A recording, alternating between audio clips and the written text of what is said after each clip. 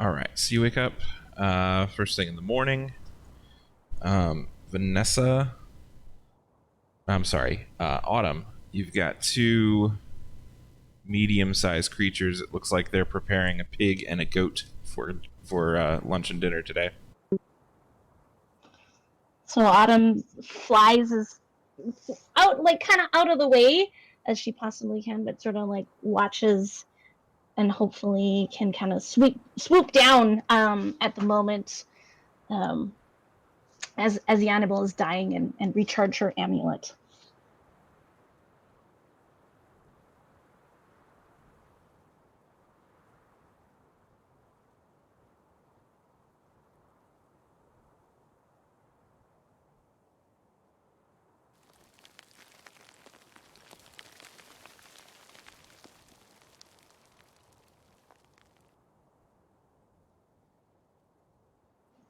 You said a medium creature, right? Two medium creatures. I'm only going to need to recharge it once. So I'll just wait for... Well, I guess I'll wait for one, and if I don't manage to do it, I'll wait for the other one. Yeah. Okay. You have a dice roll for that, I believe? Yes, it's a D8 for a medium creature.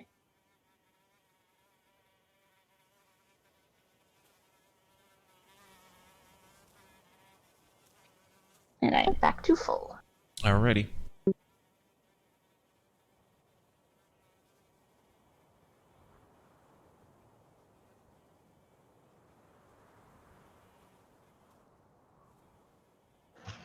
And then I'll just wait for my party to come outside once they've woken up. Okay.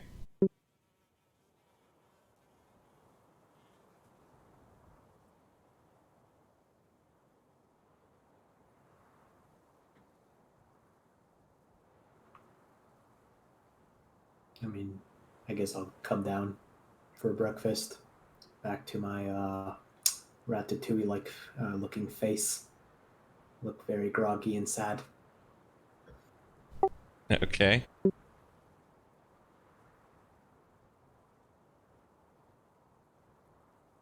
Yep, Tyr will be up in the thing first thing in the morning as well. Just sitting around the pub waiting for everyone to get up.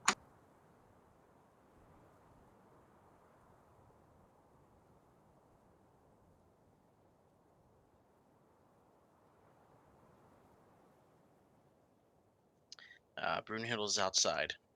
You can probably guess what she's doing.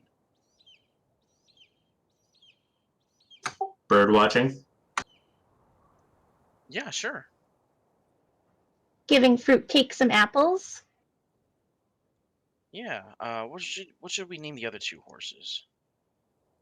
They're gonna be pulling a wagon Hey. for us. Oh. Breakfast and lunch. I'll put you in the fucking ground.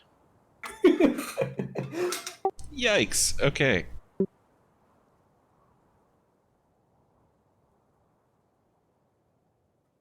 Have you discovered if they have favorite treats yet, Brunhilde? Yes. One likes celery, the other one likes carrots. I propose celery and carrots as names. You know what? Unless someone has a better idea, we'll just keep it simple then.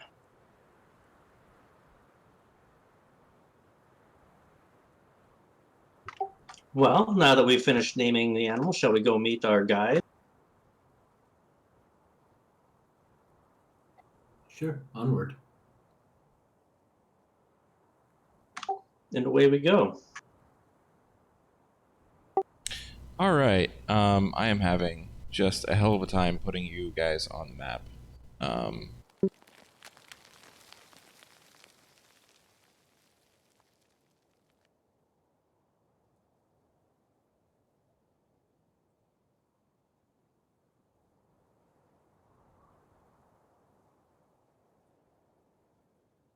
Can you drag your own tokens down onto the map?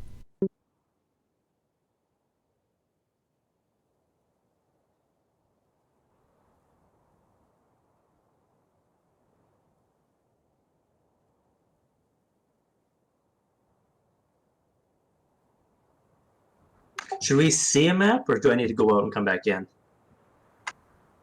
I don't see any map. I just removed it. Yeah. Hold on.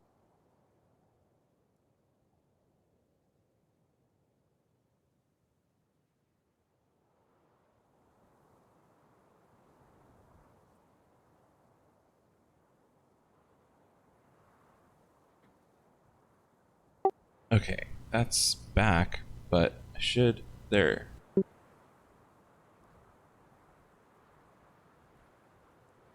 Thought I saw one for a second.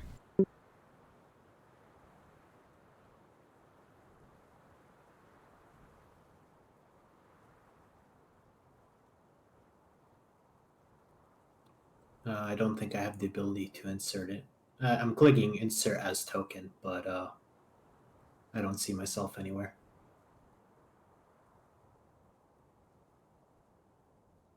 Oh my gosh. I can see Skarn. I can see like 5 scarns now. Yeah, I don't know. Oh, I guess it lagged. Okay, However, I don't spot an Autumn yet. What was your trick, Skarn? Hover over your icon on the left side under players, and you're going to see a small person. And when you hover over it, it's going to say insert as token. Yeah, I just pushed that. And then click and drag, or like just like click? Well, I clicked like 5 times, and I guess all you need to do is click. I think you just need to click.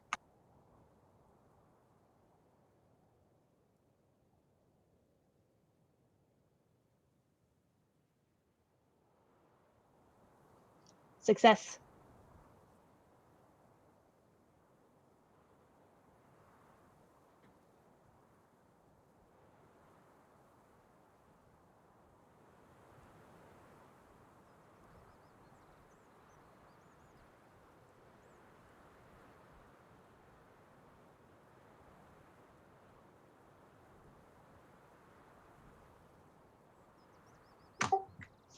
Just missing Hemia and what else are we missing? We got Skarn. Oh, John. Brunhild. Yeah.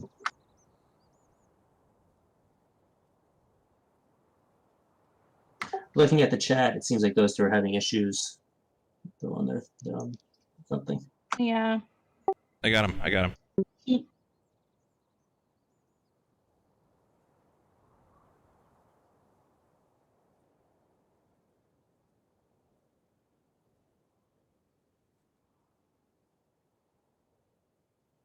Okay, I've got 5 tokens on the map.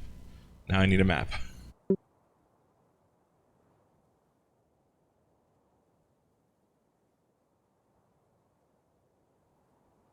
Just like don't look at it. So.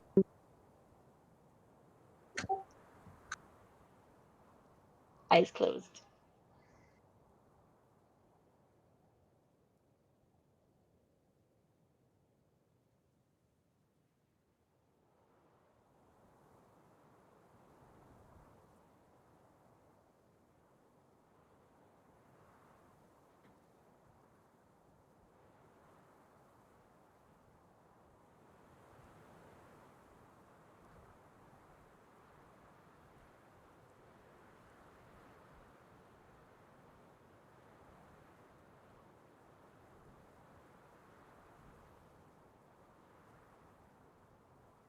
Aha! This is just about usable. Let's go with it. I'm down to party.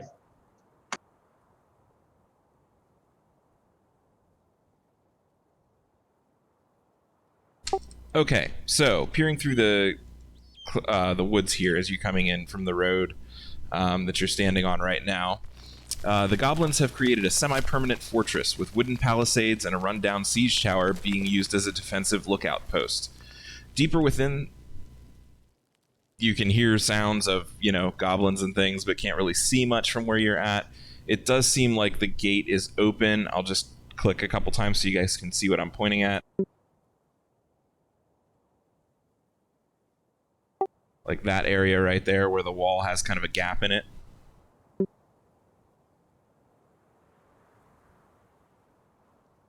All right. That's the gate entrance. It's not really a gate so much as just a gap in the wall.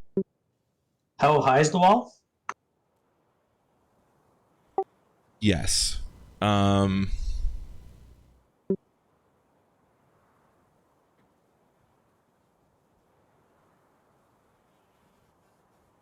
It is definitely a wall. Nice. Let's say 10 feet. Perfect. Do we hear any? I could Sorry, you go. always try and fly a little closer. You know, I'm small, hard to spot, and I can fly. Exactly what I was thinking. Maybe we could try and get a glance at everything before we go. Maybe hide within one of the trees and then go up the tree, fly up and take a look. That sounds like an excellent plan. I also think we should move off here and maybe hide in the brush. Who knows who will come along? Seems like a well-traveled road. Yeah, you guys are on the road here, and like, given the gap in the trees, right about in that area, you can tell this is pretty much where the goblins come when they want to get to the road. So you're like right standing out front of their front door. Yeah, Tyr's gonna just sidle off into the trees just to the east, assuming it's northwest, east, west here. Let's go with yes. How long do you think we're going to be doing some reconnaissance for? I have a spell that lets me blend into my surrounding, but it only lasts an hour. Oh, I think an hour would be more than enough, but maybe just wait until we get Autumn's surveillance first to see where we need to attack. Got it. So Autumn's looking around to see if she can spot, but like the tallest tree, that still looks like it could give her some like decent cover if she sort of flew up kind of along the trunk, to get as high as she could to like peer over the wall and see if she could see anything, but hopefully not expose herself. Okay.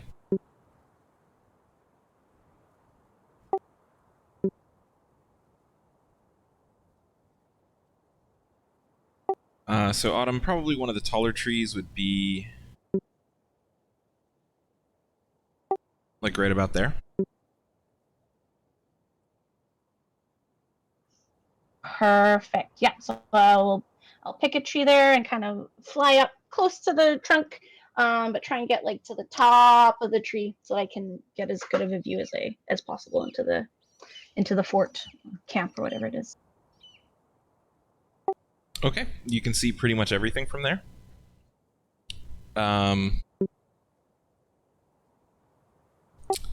I don't have a way to add text to this, so deeper inside the fortress, you can see like through this gap in the wall here, there are some huts where it just kind of like looks like where the goblins are. This structure with the little roof, if you guys can see my markers there, is a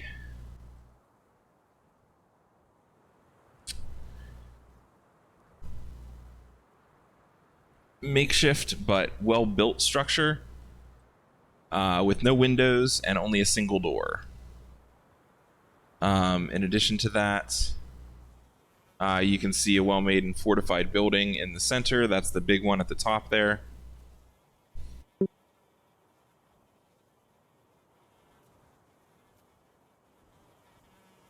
And there is this kind of siege tower, like, that is just kind of rolled inside right here, that they've kind of like bumped it up against the wall, and they're kind of like using it as like a makeshift lookout tower.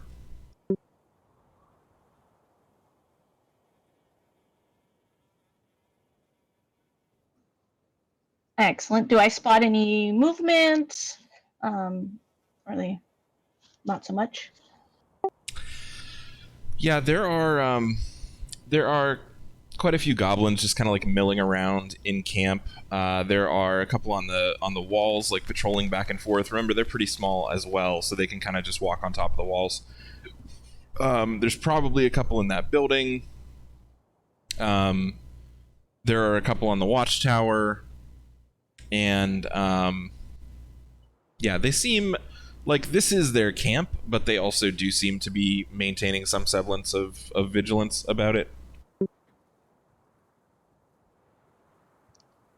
So I fly down the tree and report this to my party.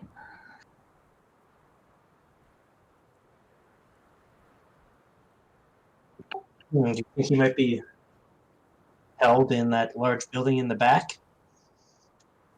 Or that smaller one that only seemed to have the one way in and no windows. Perhaps that one or the two, probably. So what's our plan? Do we want to try and sneak in to get him out, or just full frontal?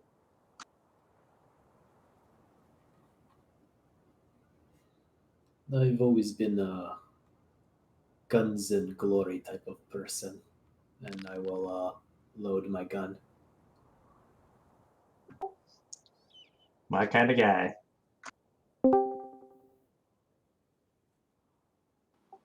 Hello? Hello. Hey, you're back? Oh, Discord decided to download a new update on me when I restarted my computer. Nice. The goblin encampment. It's surrounded by these stone walls. Goblins on the walls, walking around. Big building in the back, followed by a smaller hut right in front of it. That's about it. Just deciding what we want to do.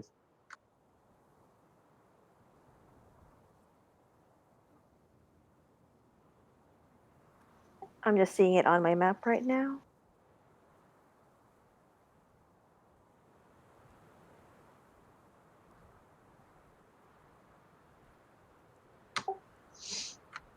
What about you, Brewhilda?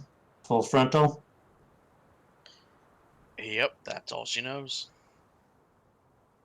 I wonder if we could make some sort of distraction to get more of them out of the thing. But we can also just go in. Well, I mean, the if we think distraction that idea might work. Because looks like there's a choke point right here by the watchtower.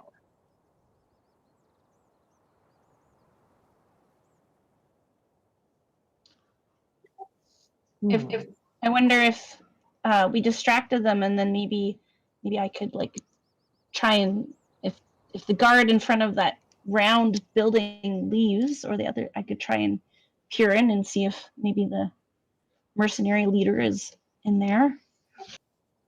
Wise. What if we set some sort of fire just on the west side in that tree? The little tree is right on the west side. Did go to look at it. I mean, I was kind of thinking, what if we set one of the walls on fire? You know, is the No. is the wall flammable? Any chance? I'm Does it assuming look flammable?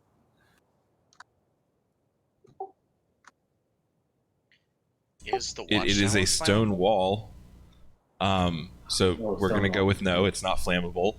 The siege tower is made of wood. Yes. Okay, does anybody have some pitch or oil, anything like that? Because I have a bow.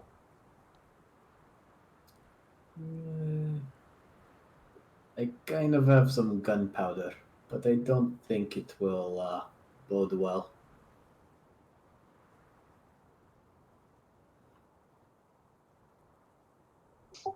I have a torch we could potentially use. I mean, no pitch on me, but there are lots of trees around here. Maybe we could find some. I mean, yeah, I can make a fire. Lots of wood. Well, what I'm thinking is make some fire arrows and just pelt the watchtower. Try to light it on fire. And that'll both serve as a distraction and cause the occupants to come over to this nice little choke point right here. We can just slaughter them as they come out. How long will it take to make flame arrows? Not very long. Just need some pitch, some cloth to wrap around the arrowheads. Dip it in the pitch, light it on fire. Twang twang, good to go. I also have a bow and arrows. I could help send some flaming arrows over the wall. I have this long hooded cloak. You guys could use that if you like for the cloth. Why did you not list that among our assets?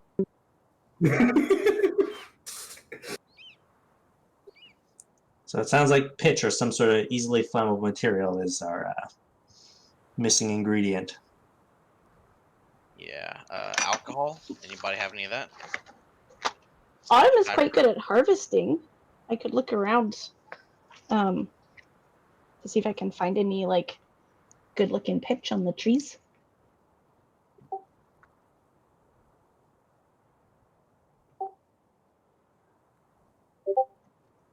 At level 2, I gain Slim Harvest.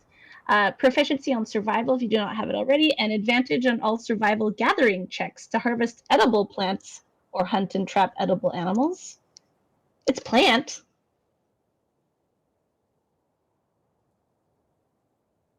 Is it edible? I mean, people used to chew pitch as like a gum.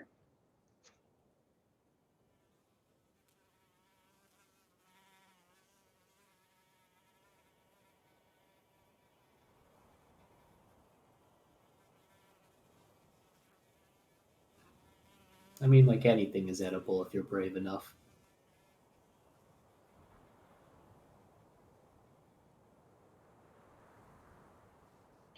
Do we have anybody who could just lob a firebolt or something of that nature at the watchtower? Erlon, I sent you a message. Don't mean to interrupt. Just wanted to put that out. Sadly, I do not. But why don't we just go over to the west side, light a torch, and throw it in the trees and see what happens. Sure, I'm down for that. Maybe I should be the one that lights the fire. It'll be camouflaged as I do it. So if they have any immediate sight, it'll be difficult. Sounds good.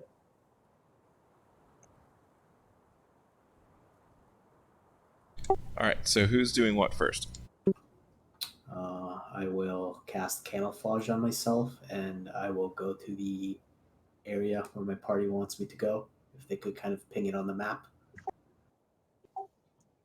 And then maybe Autumn, you could go out and tell us when the last one is coming out the door. And that's when we can strike, getting rid of these first few that come out to see what's going on. And I'll hide right behind that gap. I will place myself somewhere kind of in the midway point between my party so that hopefully they can kind of all hear me. And find a tree with a good vantage point. Is this around the area where you want me to start the fire, or do you want me to move further up? I think that should be okay. And maybe Autumn, just get a little closer to us. Within 30 feet of me, perhaps. If you want. Looking better? Oh, yeah. All right, DM, I would like to start a fire. Hermie, are you able to control your character?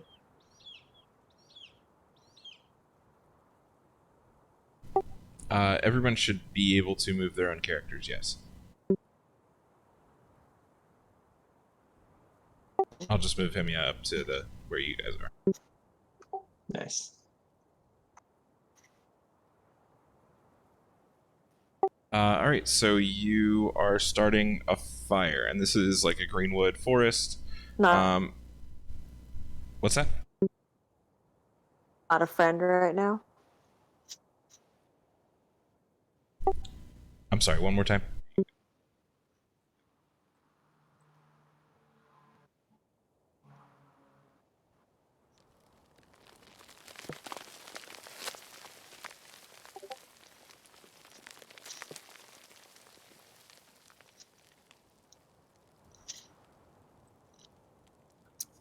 It kind of shows that it seems like she's trying to talk, but I'm not hearing anything.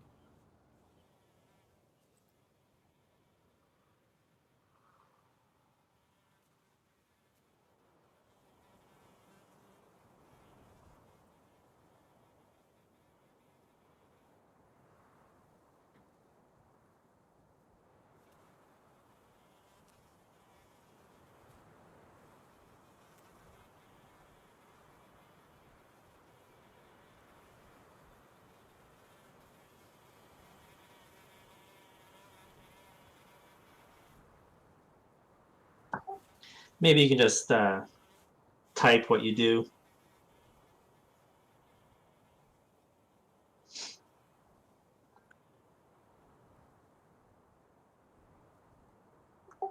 Sounds like she's having mic problems. Yeah. Are you guys talking about me? Yeah. Oh, Did you yeah. try to say something? Oh, I was saying my rolls is not doing well right now. It's very laggy. Okay. Ah, Sorry okay. about that. So somebody was starting a fire. Yeah, that's me. Okay, so Skarn, you're starting a fire, and you're using accelerants for this, you said? Yeah. Okay, so just roll a survival check.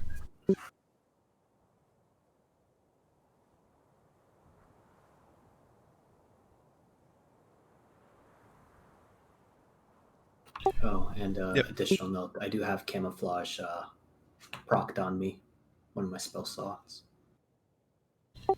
Okay, you have...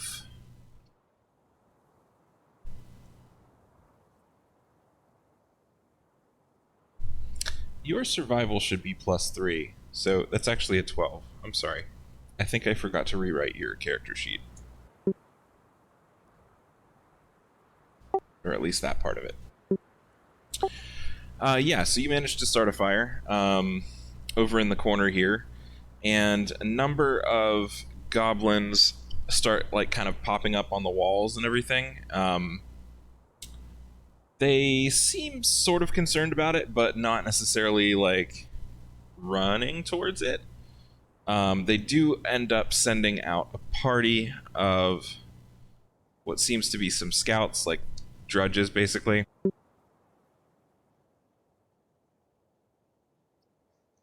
And Autumn is watching from her tree, kind of whispering this to what she sees to the people below her.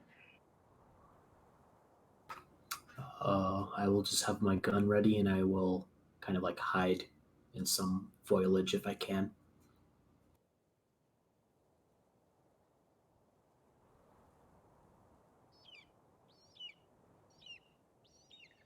Brunhilde is hiding amongst the trees, but she's ready to charge.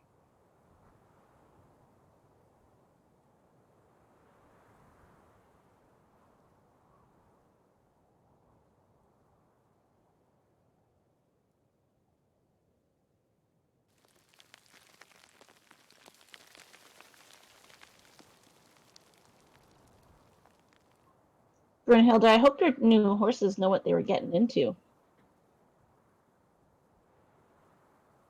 They'll be okay. They're not fighting horses.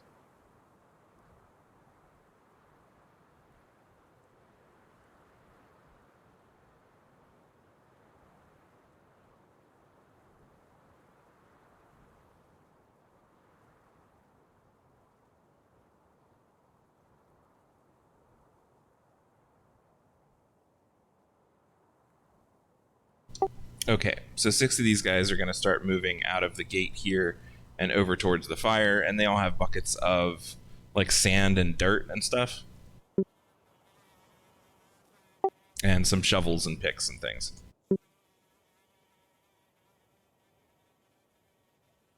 And they are heading towards you, Skarn.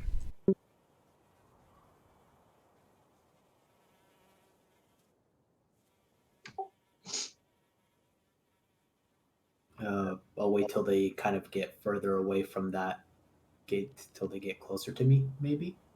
Yeah, I'll be waiting till like the last one clears that doorway, basically, Yeah. so I can get right behind them. Yeah.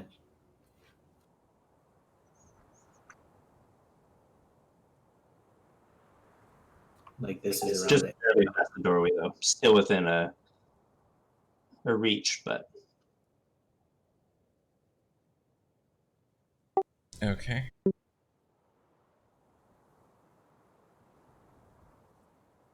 like an extra 10 feet forward than what they are currently.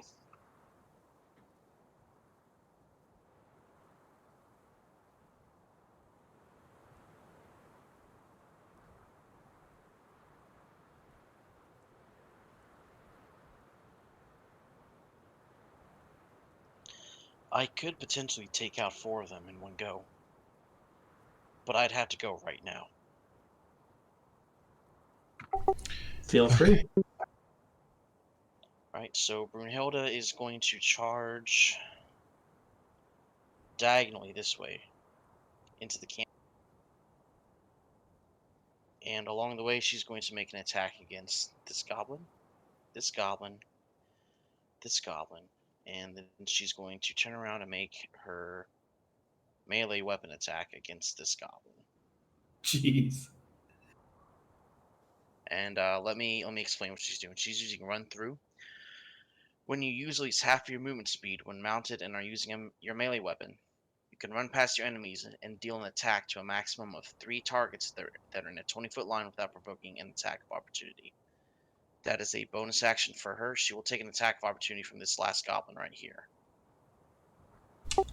Okay, so I am trying really hard.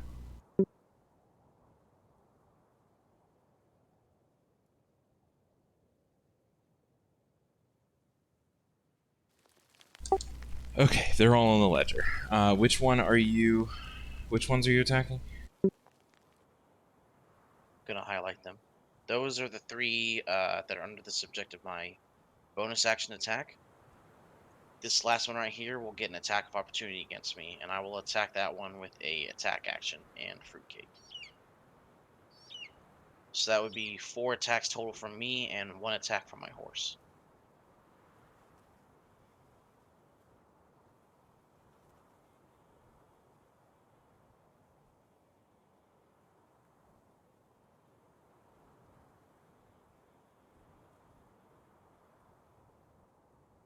I'm gonna go ahead and roll those now.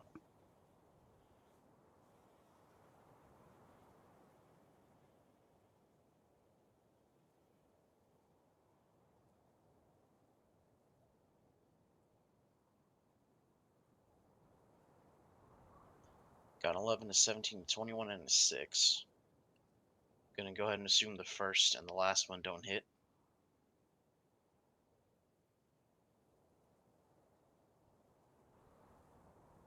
Correct, yes.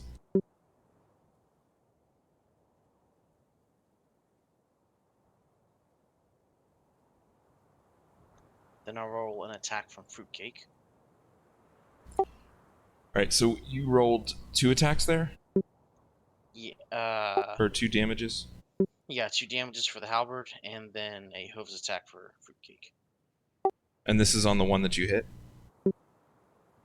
Yeah. Okay, after the second attack with your halberd, it's dead.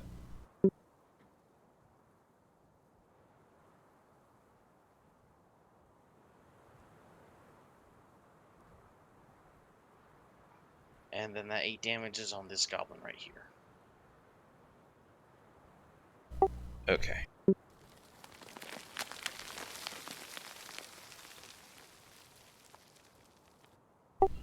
Alright. And then it gets an attack of opportunity on you, the last one? That's correct. Okay.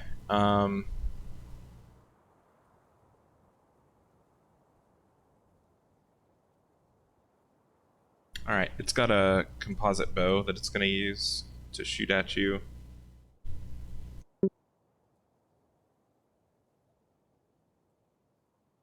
Uh, 11 versus AC. I know that doesn't hit. It does not. Alright. Everybody roll initiative. I'm going to use my new feature, Call to War. Starting at level 2, start a combat, the Warlord can make a call to allies within 30 feet, granting those affected 1d4 to their initiative roll. Okay. It'll be a 4 plus 4 to everyone except Skern, I guess.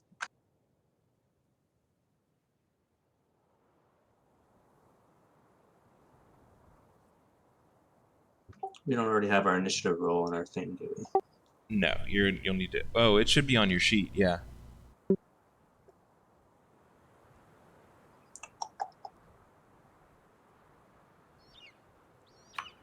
I don't see initiative on my sheet. Oops, that was the wrong one. Sorry. So that's 5 for me.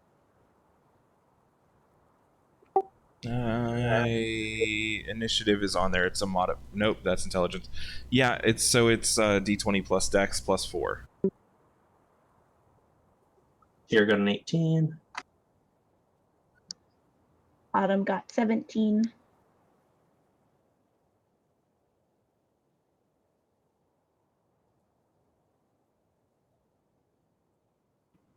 I'm not really. How do I roll again? Is it like the hashtag symbol D20 plus whatever? Yeah, so it'll be hashtag D20 plus whatever your Dex modifier is plus 4. I think I'm excluded from that initiative thing. Just Skern. Broomhilda, you should be within 30 Oh yeah, feet. so yours will just be hashtag D20 plus whatever your Dex mod is. Yeah, so I see it says 0, 20 plus 2. I don't think it's adding it up properly. Oh, is there a space between the hashtag? No, there's no spaces.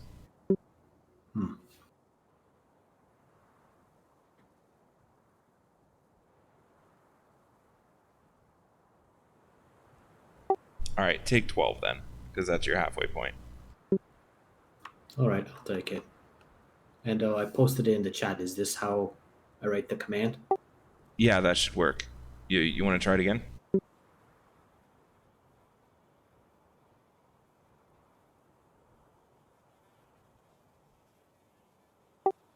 I don't know why it's doing that 0-20 thing.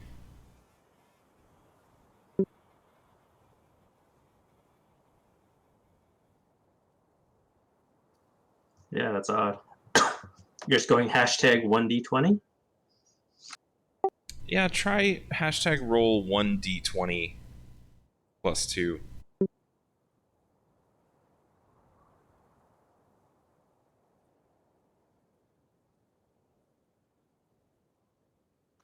I had a space after the roll part. Not sure if that helps. Nope, same thing.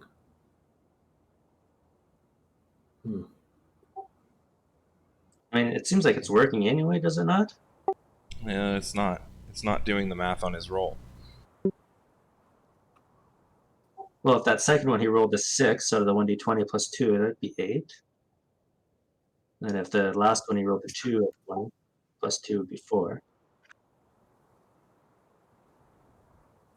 Oh, so I guess I am supposed to do like 1d20. Try what I just posted there, with the space in between. Oh, that worked. Okay, so yeah, there is a space there. Okay, my bad. I'll still take the 12 though. No, you can take the 13. It's not a big deal. Okay, thank you.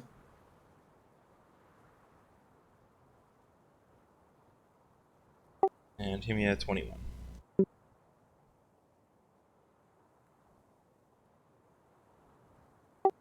Okay, but the scouts had a nat 20, so they are going first.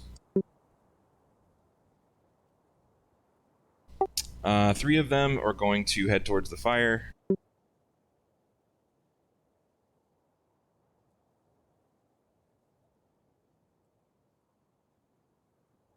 And the other 2 are going to attack Brunhilde. Because they haven't seen anyone else yet.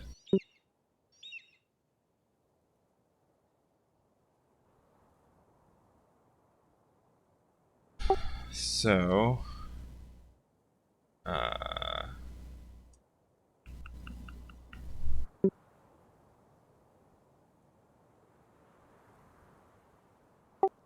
9, no. 20 versus AC. 20 hits. Nice. That is 7 piercing damage.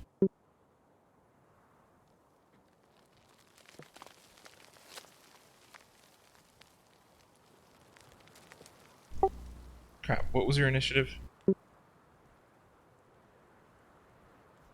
I had 5. It was 5? Yeah. Okay. Second one attacks. No, it already failed its turn. So then... Himia.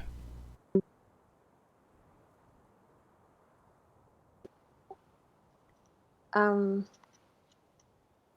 are we wanting to charge in? Because I feel like I missed a lot when my thing was not working. I think the plan was to draw a few of them out as much as you could with setting the tree on fire or whatever, and try to like thin them out a little bit, and then charge in. Yeah. How's the Brunhilde's got fire this. looking? I mean, it drew some of them out. It is a tree on fire for sure. It's making, honestly, like a lot of alright. smoke, more so than fire. Okay. Hemia will. Hemia will use her stone grip. She's gonna cast it at the nearest goblin that she sees.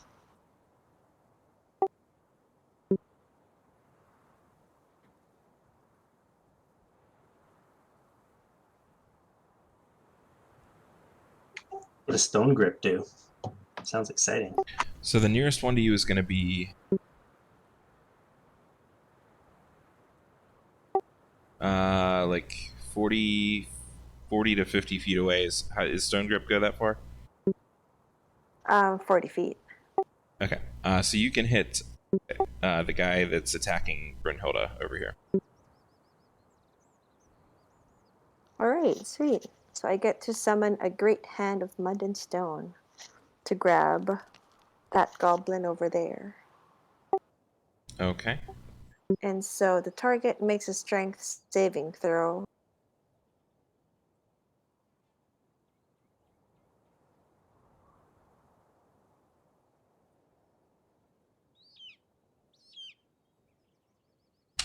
Woof. Aha!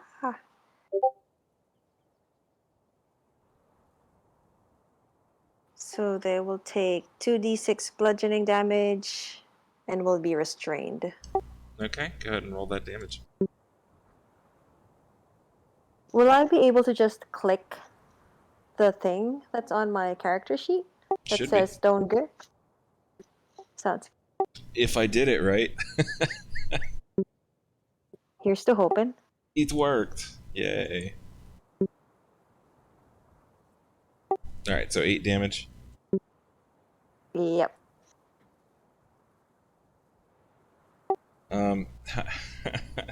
That's all for him.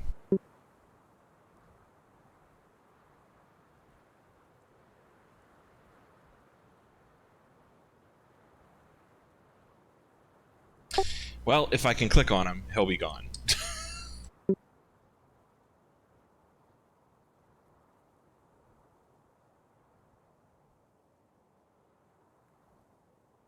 How about I just move him over here for now?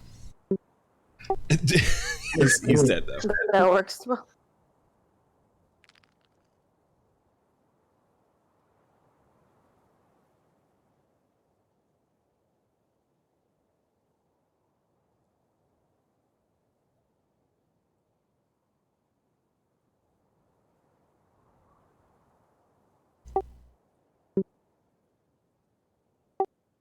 Okay. So that's that.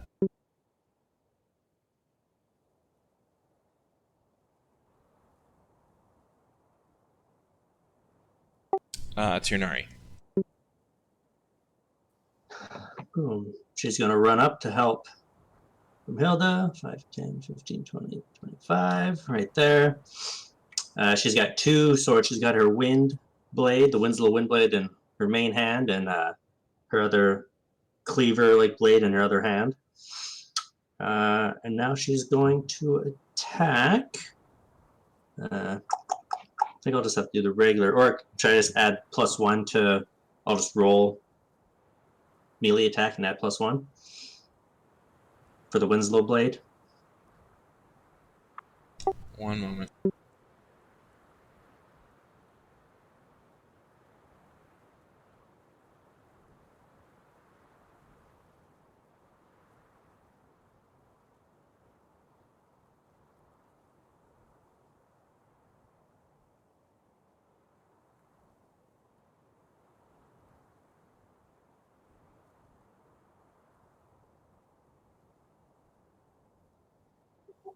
+1 weapon.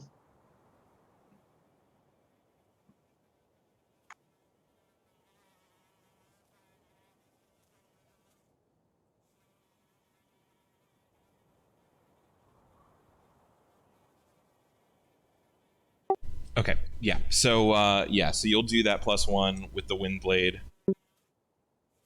Sorry, I needed some clarification real quick on a rule. No worries.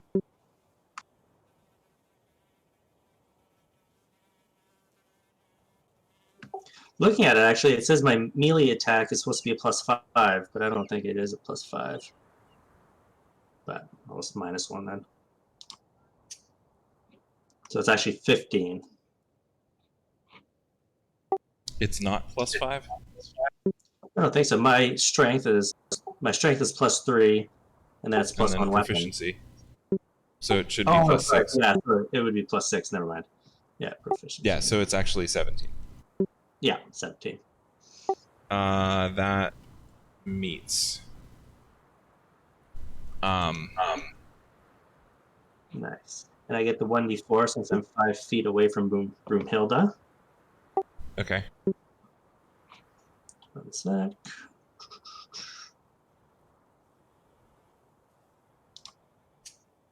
So that should actually be +1 because it only has the +3 on that. So that's 8 damage. Did you have a +1 on your sax, or was it just on the wind blade? Just on the wind blade.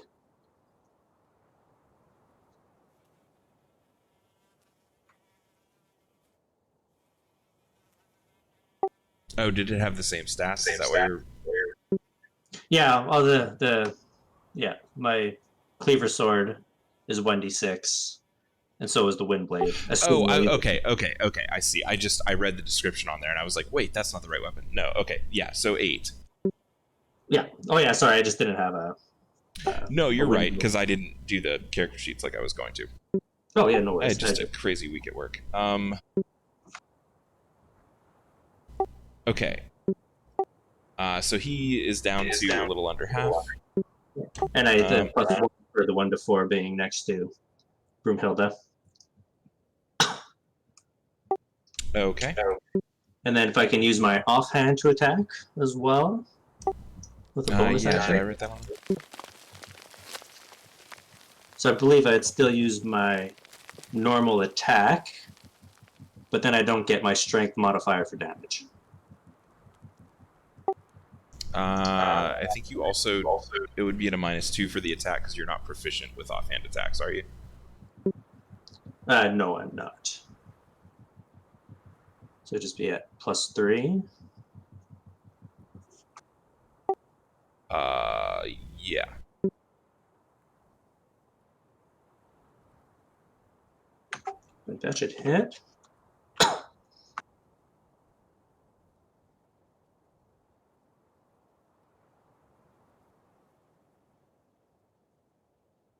Yeah, that hits. Sorry. +4 damage. It always, I just couldn't find the hashtag for some reason. All right, it is looking rough. For sure. And that's Tyr's turn. Okay. Autumn. So Autumn is going to pull out her wind bow and try and hit the same goblin that Tyr and Brunhilde have been fighting with.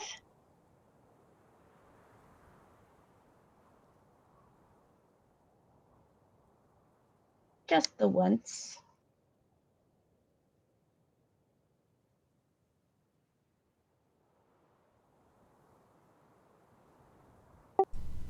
Okay, that does not hit. Oh wait, no, the And first one. then Yeah, she- no, it hits. But you don't get, as the arrow from your wind bow like passes through where the wall would be if it was closed. You see the magic around it kind of like fizzle out. So it's just an arrow. So do I roll the wind bow? The damage, would the damage be the same? It just doesn't get the pushback, correct? Correct. The damage is going to be the same, but it doesn't have the additional effect.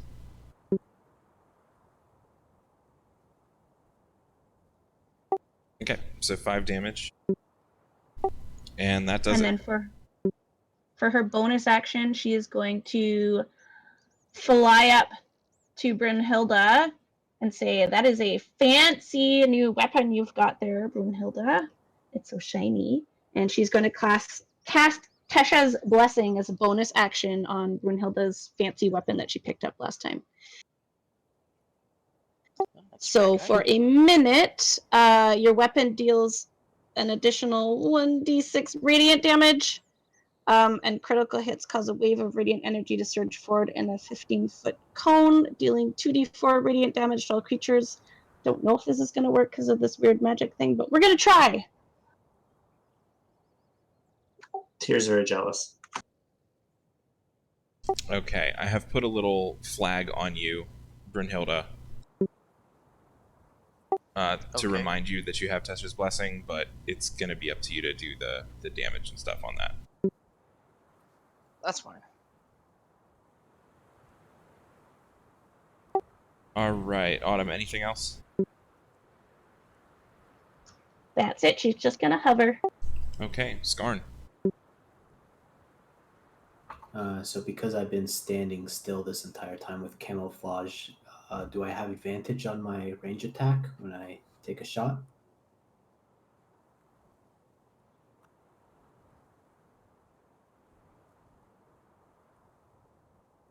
I am reading. Can you tell me what camouflage does?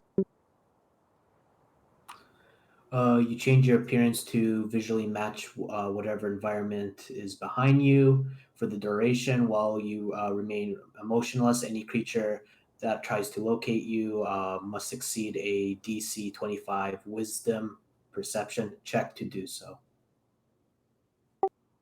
DC 25? Yeah. Okay. They are incapable of seeing you. And, So yes, and yeah, you have advantage on this attack. I'm gonna fire away then. I'll roll twice and we'll take the higher one. Okay, 23 hits. Which one are you aiming at? The one in the lead? Yep.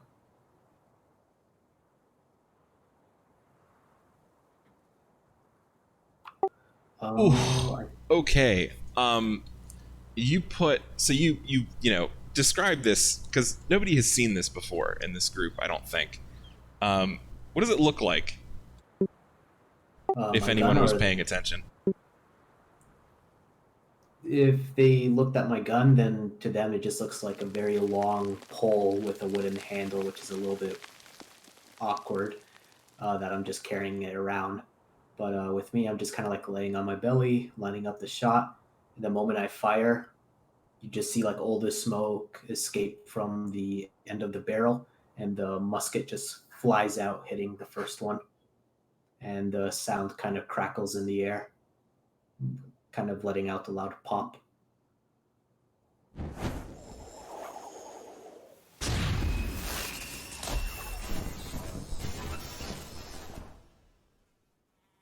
That's as close as I've got. All right. So with that, basically the entire camp knows you're here now. But you watch this goblin scout as the musket ball hits him in the side of his chest. He just spins around and falls down, just gasping for breath. He's still alive, but nobody was expecting that. Small question: am I supposed to add my dex to these range attacks or no? Um, I mean, sorry for the range damage in this it's weapon, or is it just a flat 2d12? Yeah, it should be. It should be plus whatever the plus is. Then it should be 15. Is it plus dex? Is that what the? Is that how that works? For a long bow and short bow, yes. I'm just not for sure how muskets would work. So it would be plus 4 then, right? Well, +4 is to hit, but I mean the damage dice. Normal weapons would add like a strength or dex modifier, but I'm not for sure if the gun does the same thing. Sure. So plus 2. Yep. So make that a 15 then. Okay, so there's just a gaping hole in his chest, and he just falls over dead.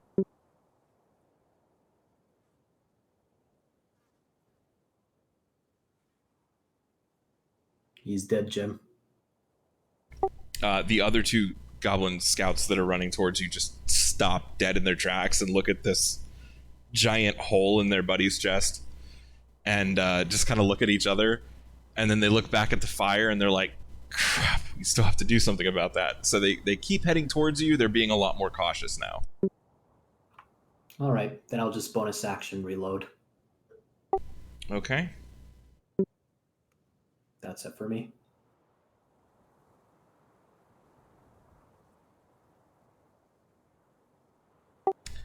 Strange. I did put in there 2d12 plus 2 for the musket damage, but it Did didn't roll right that. on myself.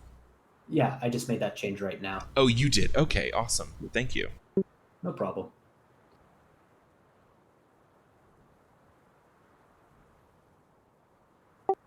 Okay, so that's your turn. You're reloaded, and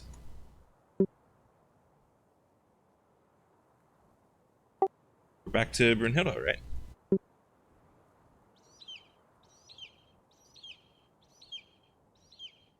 All right. Is there any goons in the camp that you can see? Oh, there are some goons.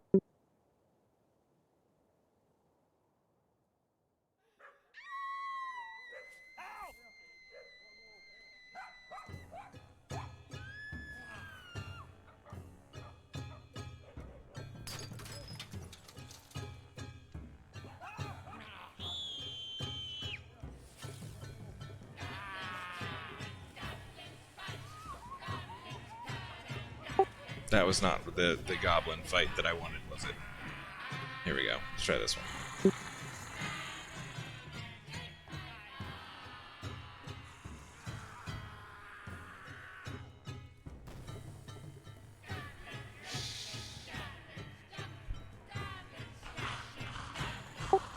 Sure.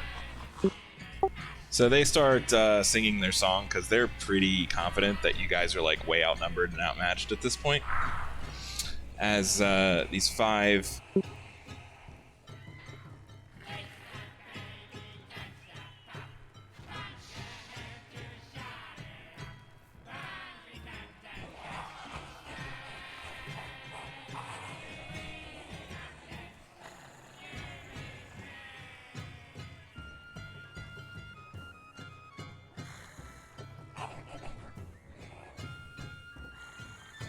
All right. Well, Brunhilde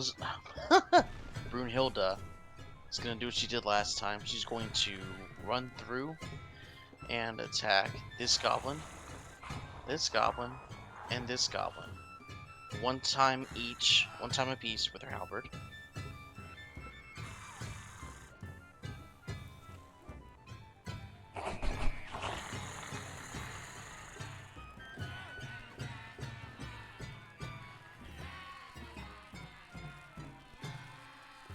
Board. Just gonna try to anyway. Do any of those hit? Negative. Alright, well, she's gonna stop and attack this goblin with her action. Okay.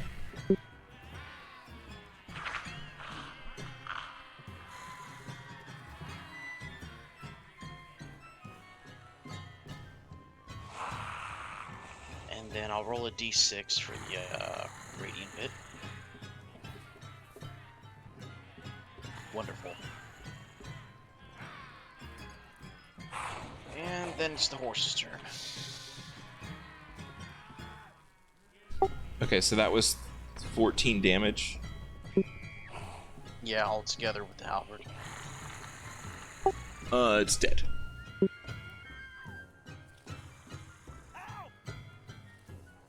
Alright, then she's going to use the rest of her movement to move about here and end her turn. Okay.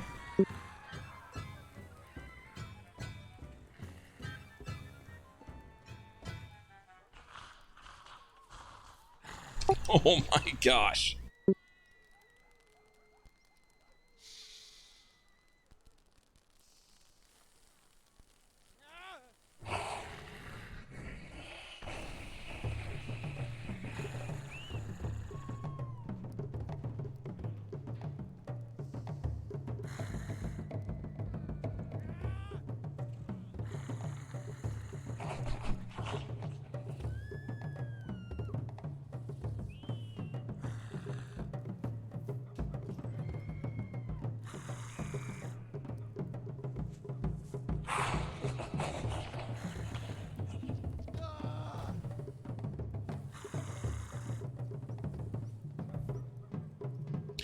Okay, I have so many things to do.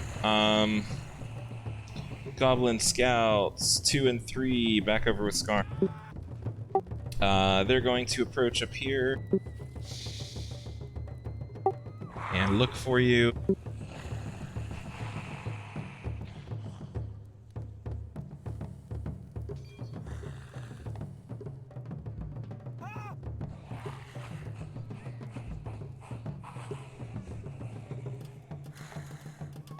And they fail to see you. Goblin Raiders are all about you, Brunhilde.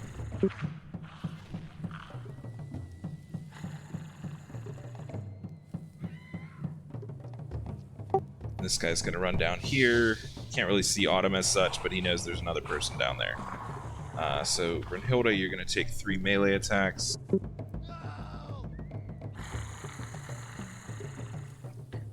That 21 hits.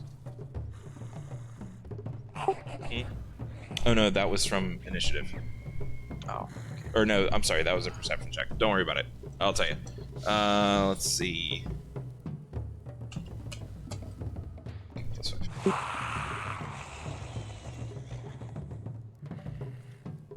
Alright, so that 21 hits.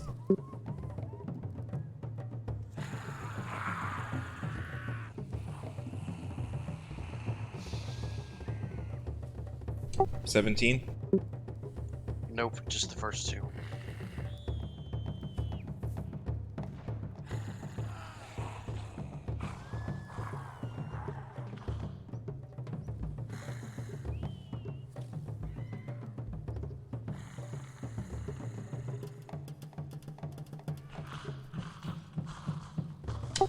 Oof. You are gonna be down. So that is 13 damage total.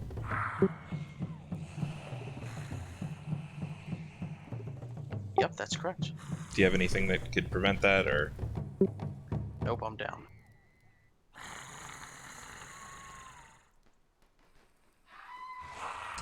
Okay.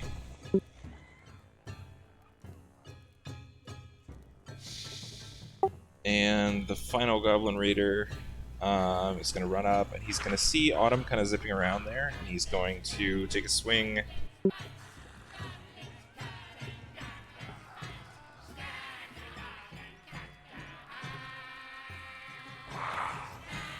$14 hit your AC, Autumn? That would miss. Okay, so he misses. Goblin archers. 2 of them are going to shoot at you, Turnari.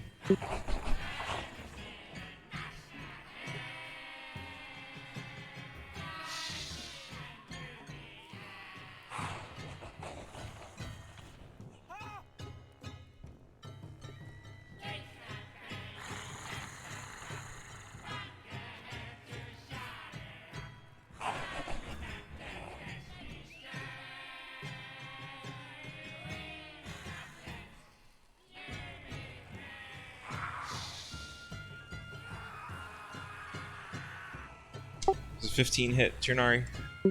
15 does not, but the 25 does. Okay, the 25 does. So you're going to take 8 damage. 8 damage. Got it.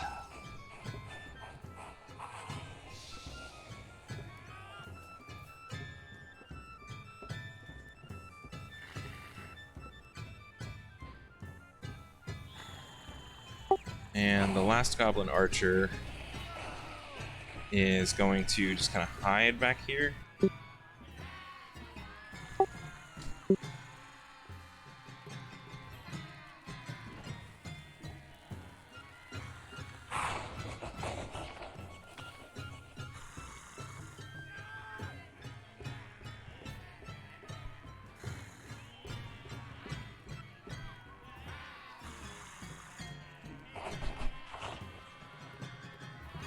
And do just the most fantastic job of hiding. So you guys can't even see him anymore. See who? Right.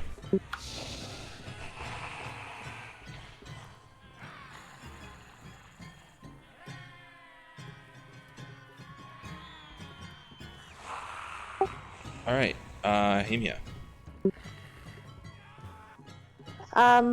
First a question. After Kemia casted her Stone Grip, since it's concentration, is it still out there? For 1 minute? The hand with the crushed goblin in it? Yes.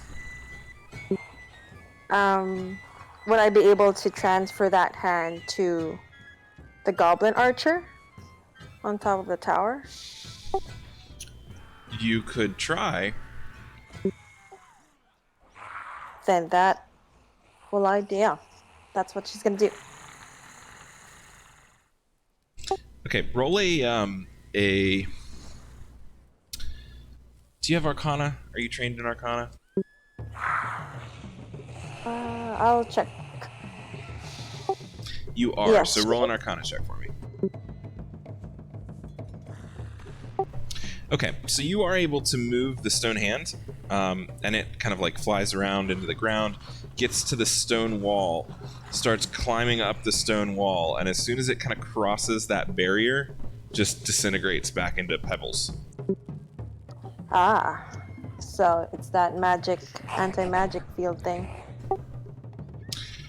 Yeah, but you have seen magic, those of you that are inside, you have seen magic work inside the wall. So you're getting the idea that instead of a field of anti-magic, this is more like a ring of anti-magic. Alright, alright.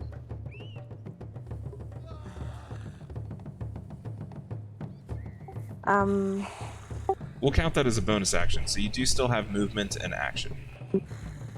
Will I be able to come closer and then do a slingshot at the goblin instead?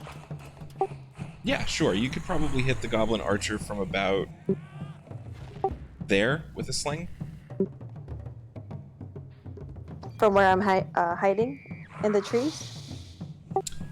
Yeah, you'd have to like step out from cover, throw your sling, and then step back if you want to hide, because the tree branches would block your shot. Yeah, that makes sense. Actually, I'll just go out of the tree then. Like there, and then do my range attack. Okay.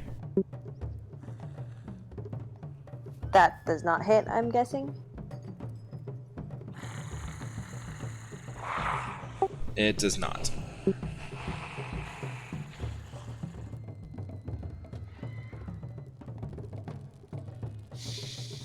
You want to run back to the trees, or are you good there? How far can I get in? Is each square 5 feet? Yeah, so you've moved about 15 already, so you could get back, like, into the trees, yeah. Hemia would love to get inside the wall.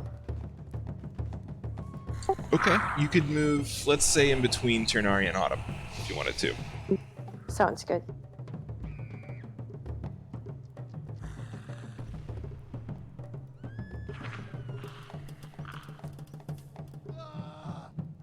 That's Hemia's turn. Okay. Who's next? Tyr? Here. Is there a space in front of Hemia before the goblin? Looks like Yeah. it might be. Can't tell. You can skip in there, yeah. She's gonna jump in there and use the Winslow blade on that guy. Okay. Yeah, I'm gonna say you were just, you know, half a square back there just to make it easier for me to see everybody's pieces. Oh, for sure. Alright, Tyr, so go for it. That probably misses. That definitely misses, and you're not gonna get an offhand attack if you want to hold on to that sword. No, that's fine. I was going to set mouse with my bonus action anyway. This area over here. Is there any shadows or anything over there? Kind of looks like they built, It's shadows pretty well up. lit. I mean, you guys got here like mid-morning. Okay, so no shadows at all. Not But I guess any. it wouldn't be in a shadow either. Yeah, you're definitely not standing in a shadow right now. Let's see. The sun's coming. Rises in the east, right? So the shadows are, well, yeah. So you're not in one now. You kind of are. You might be able to. You might be able to get over here, but I'd really like to see a little bit closer to an eastern wall to pull that off. Yeah. Because you're kind of in the middle of a courtyard right now, Yeah. and it's not like Autumn's casting a shadow that you could hide in. Fair enough. And if I move, that guy's going to get an attack of opportunity on me.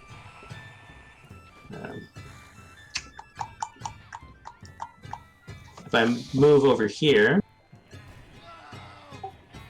against that wall, would that be in the Then shadow? yeah, that would be in the shadow, but that raider would get an attack of opportunity. Yeah.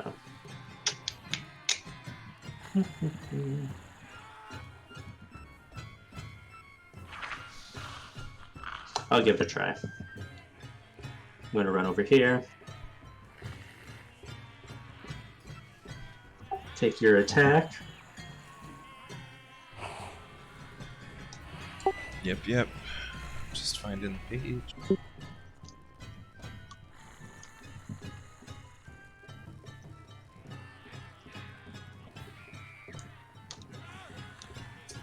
$17. That'll hit. Right.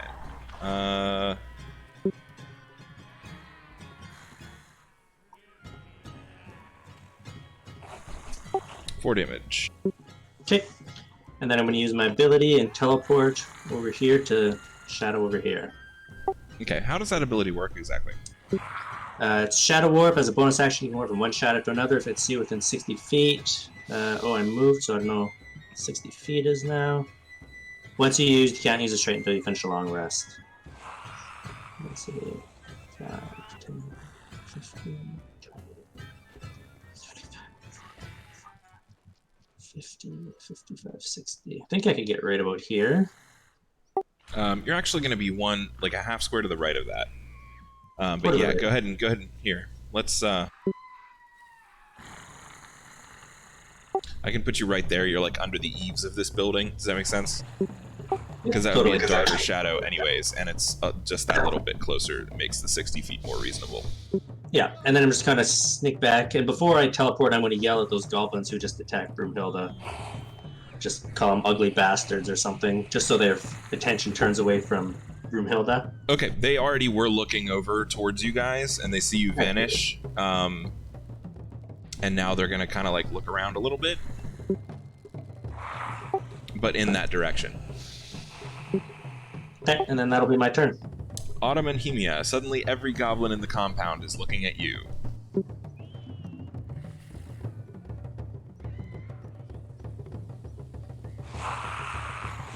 And Autumn, it's your turn. So Autumn is gonna fly as far as she absolutely can, which is 40 feet. And do I get close enough to touch Brunhilde? Or do I get in the square beside her?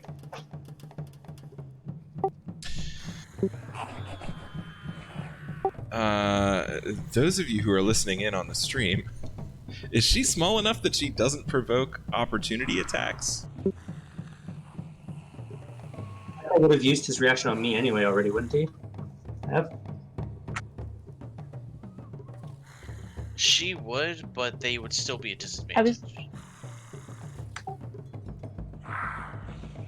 Okay, got it. Attacked me, so it wouldn't have a reaction? I'm sorry. It attacked what? Who attacked what now? Are you talking about that goblin, if it could attack Autumn? You are completely correct. Yeah, it used its reaction already. So, Autumn, you are good to go. So, let's see. 1, 2, 3, 4, 5, 6, 7, 8 is right here. Not quite in touch So I'm range. gonna get as close as I possibly can. And then I guess I will cast Tesha's Blessing on my wind bow. And I am going to shoot back towards that that goblin that took an attack of opportunity against Tyr.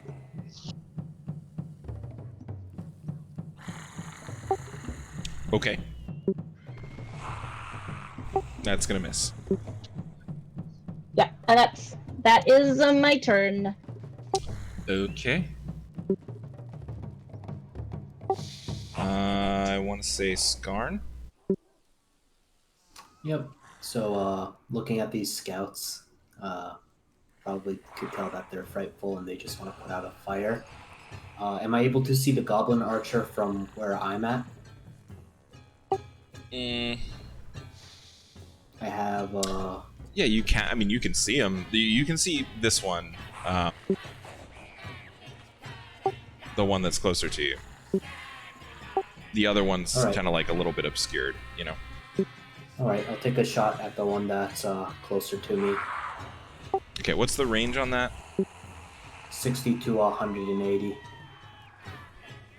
Okay, and you are... Still invis. Or, well, camouflaged. Okay, so you're going to be at long range, so that'll be at disadvantage. Would that be cancelled out with my camouflage, so it's a straight roll? Correct. Okay.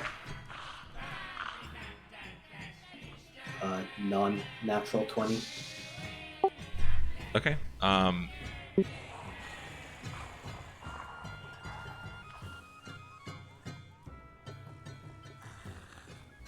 Archer, yes, that'll hit. 19 was my damage. Damn. Okay, so this archer is going to get hit, and he was kind of standing on the edge anyways, right, of this like 10-foot tall siege tower.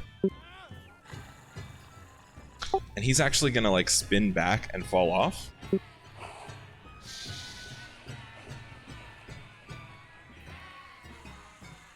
Yeah, and he's gonna hit the ground and just and that's it for him.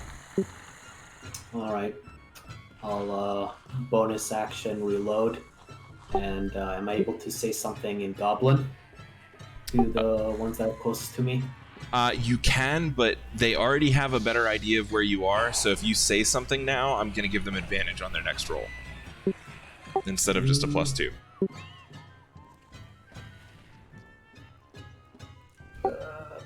Okay, I know, it's such a hard choice, right? Like, I know. You know what? I'll say something. I'll say something. I'll say in Goblin. Gonna be honest. Your friends are dead now. Just put out the fire and walk away. Okay, they do not look great. They're a little bit scared.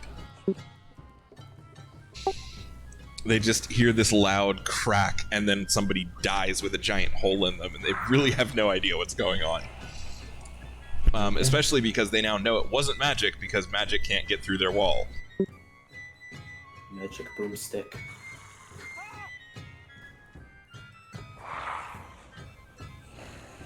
Okay, that's it for me then. Okay. Brynhilda.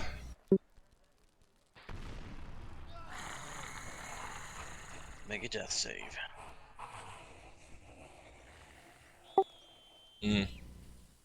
Boy, they just keep coming.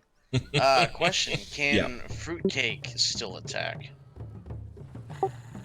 You know, that's a good question.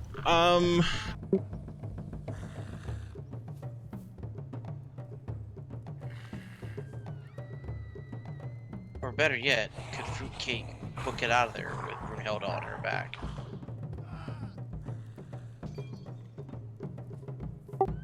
Okay, so it has its own economy, its own action economy, but it acts on your initiative. So since you're unconscious, Correct. it can't act on its own. Like, it can't do attacks and stuff.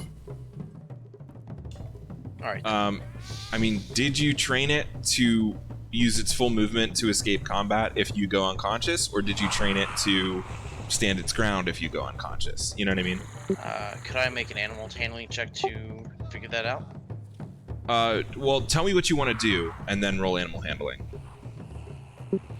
And then this is gonna... Actually, you know what? Just tell me which one of those you want, and that'll be your answer for the rest of the game. Is that fair? Yeah, I want the horse to get Brunhilde out of there. Okay, so you have trained it. If you go limp in the saddle, it runs away, regardless of the situation. Correct. Okay, and I will use that then for the rest of the game. So go ahead and roll animal handling to see if Fruitcake realizes that you are unconscious. Okay, yeah, it does. I'm sorry, it has its own stats, but it's easier for you to roll animal handling than it is for me to roll perception for a horse. Like, Yeah. okay, so Fruitcake is going to just book it in the opposite direction of the enemies, which, as far as Fruitcake knows, is towards the encampment. Okay. So it runs over this way. The Goblin Raiders, I mean, this horse is like twice the size of them because it's a draft horse, right? So they just kind of like let it go. They're not going to use their reaction on that. And obviously, they know there's no gates back there anyways, so like, whatever. Alright, that'll be your turn.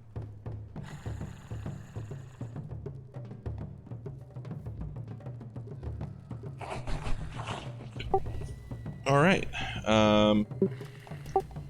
We got some goblins. Scouts.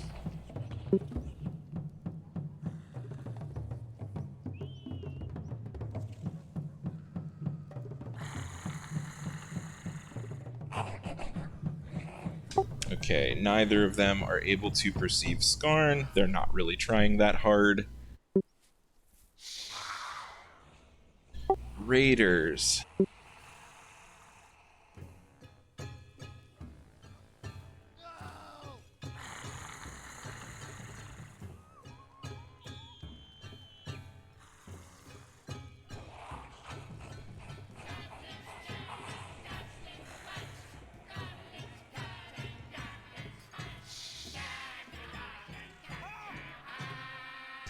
Autumn, does 21 hit your AC? It does. Okay, 16 does not though, right?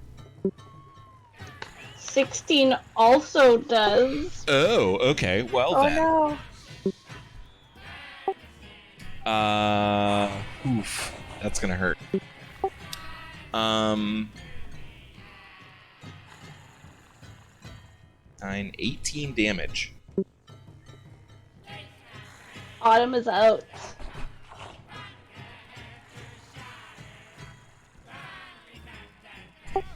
The third raider is going to chase after Fruitcake, but not quite make it.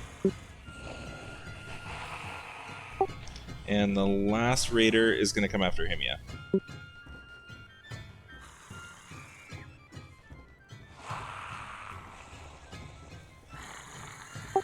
$10 doesn't beat your AC, right? Nope, nope. Okay.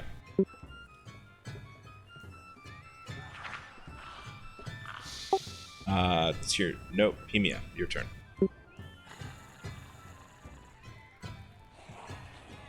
Okay, she's just going to Warhammer the guy in front of me. Okay.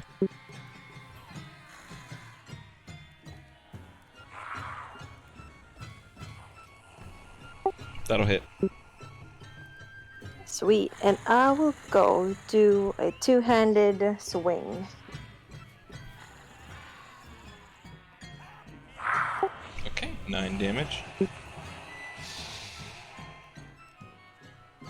Would I be able to do a bonus action, or no? You have a bonus action, yeah. What do you want to do? I was thinking about using Flintstone if I'm inside the magical ring. Is that a bonus action? Yes it is. Okay, then you can do it.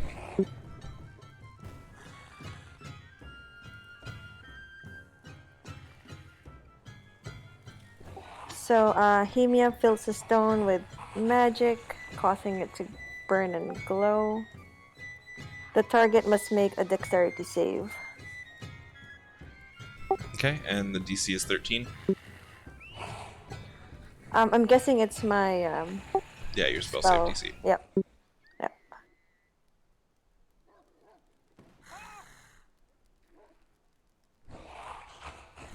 Fails. Dude. So 1d6 plus my spellcasting modifier, which is 3. Do you not have damage for Flintstone on there, or do you? It's not on my character sheet. Okay, my bad. So what was it? 1d6 plus 3. Okay, so you can roll that. Just hashtag roll D6, or sorry, hashtag roll space D6 plus 3. Yep, 9. So he's done. You got him. Nice. Hemia would like to move further in to the camp. Okay.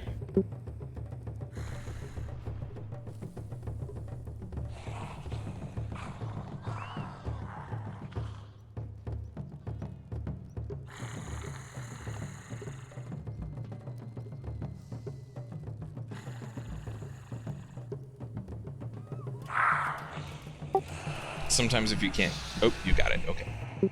I'm not sure how far I could go.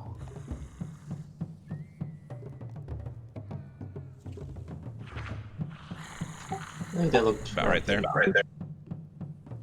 Sweet, sounds good, thanks.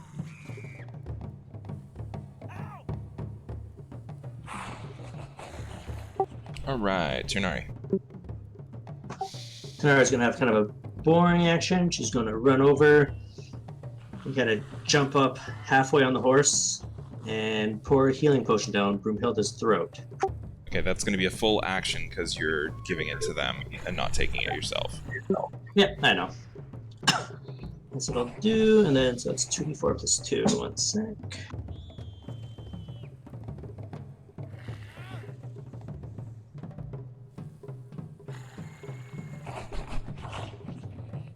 Whoops, 1 sec. Brunhilde, would fruitcake allow this?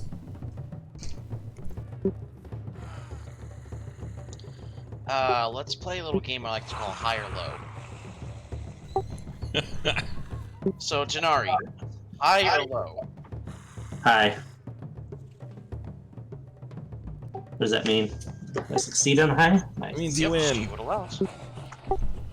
Okay, so Brunhilde gets 6 health back. I'd say you have to use half your movement to stand up, but you know, you're already on horseback. He's gonna yell at Broomhilda, kill that fucker. And then Tira's gonna just Tyr's just gonna jump back a little further, use the rest of her movement to get behind that one tent. Right. Also, as Autumn is down, Tesha's blessing goes away. Okay. I forgot to mention that before. Okay, so Tunari, you just kind of like backflip off of the thing and go hide behind the huts. I don't know what a backflip, but jump off. Okay, fair.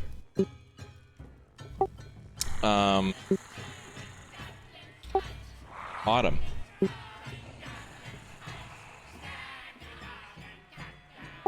One success.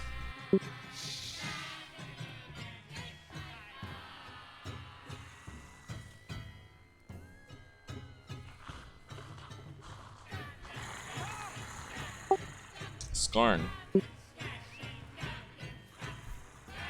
So that other goblin archer, if I move closer, will I be able to see it, or is it just completely because of angle and the other goblin is just... Yeah, the looking? angle that you're at, to be able to see it, you'd have to be in like this area. All right. I will bonus action disengage.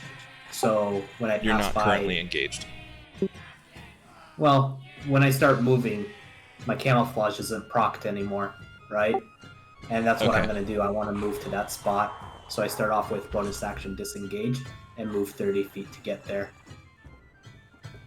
Why don't you just roll me a stealth check instead of the disengage thing? All right. And you can roll that at advantage, because these scouts are really not looking for you.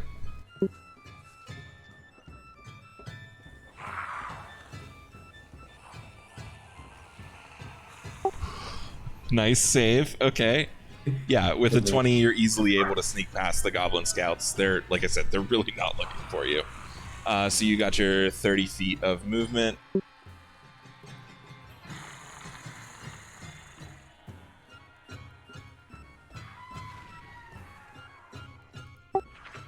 Okay. Did you want to dash, or are you gonna stay here? I'd say you can see him from here. I could? Okay, then I'll Actually, take why don't my- we just... Mhm. How about that? That's where you ended up, and you can see him from here. All right. I'll take my shot then.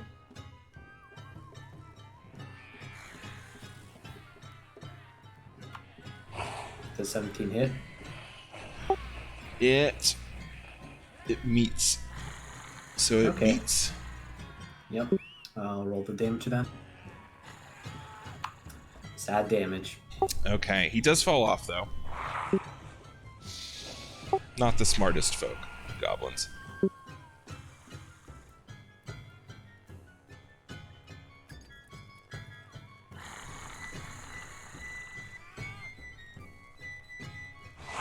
Then I'll just bonus action reload, and I'll just say to myself, "My team, they totally got this. I bet all the goblins are dead inside right now."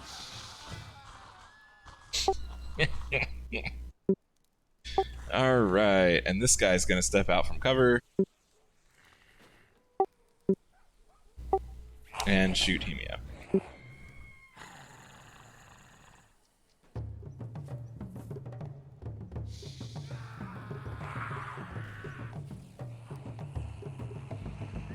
It's 11 beat your AC, Hemia.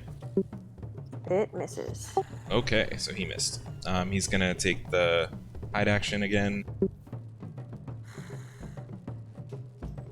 Or bonus action, whatever.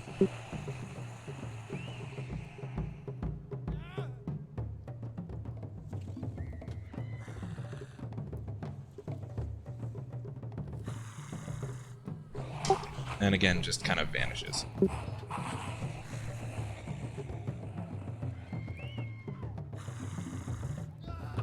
He's the goblin equivalent of Skarn. Brunhilde. Yeah, right? Brunhilde's gonna come down here and hit this goblin. Okay.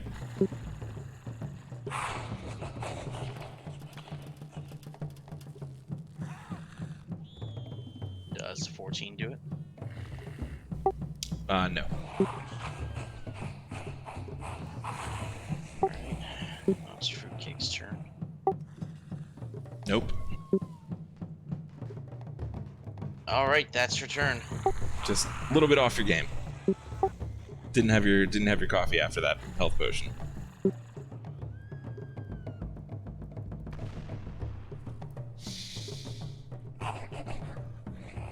All right, some goblins.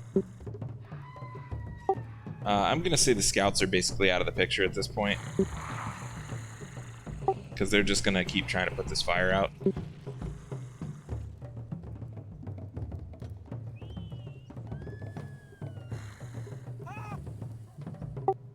Raiders 1 and 2. They know something's going on over here. And this one's gonna see you, Turnari. Call his friend.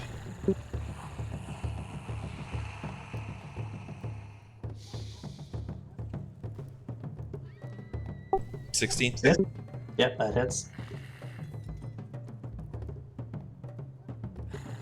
11? That does not hit.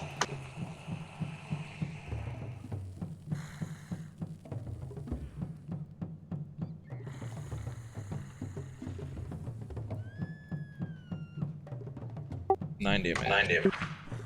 Gotcha.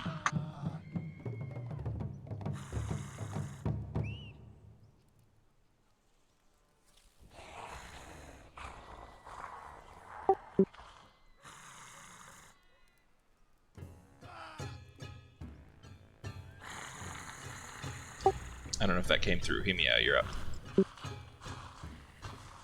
Oh, sorry. I'm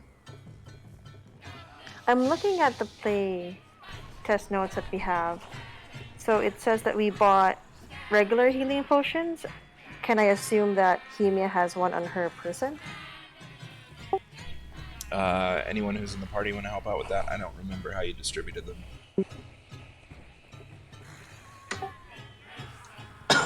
I know I bought I two think- myself. Yeah, the regular healing potions I think we bought ourselves, and then we bought 3 greater healing potions. 1 of which Autumn carries, and 2 which are carried by Brunhilde. I know that I have 2 healing potions that are currently on myself. So it's safe to say that Hemia has a healing potion on her. Let's go with yes. Sounds good. She's gonna run over and pour a healing potion down Autumn's throat.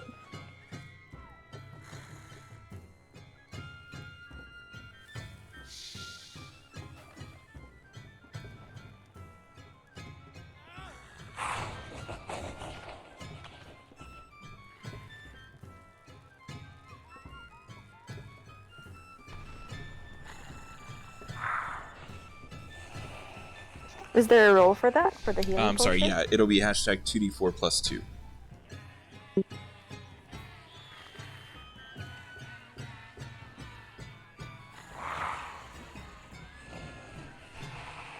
There you go. 9 points back for Autumn. That's not nothing.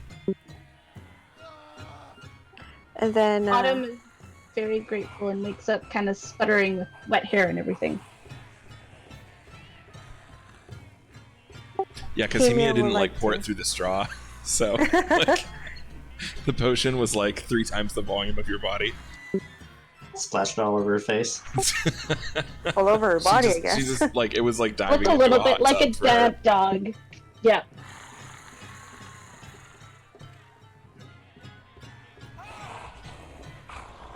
Hemia would like to use her bonus action to fling another fling stone at that goblin raider Which near one? near Turnari. Okay, so we're gonna go with the one closer to you. This guy. Yeah, that one.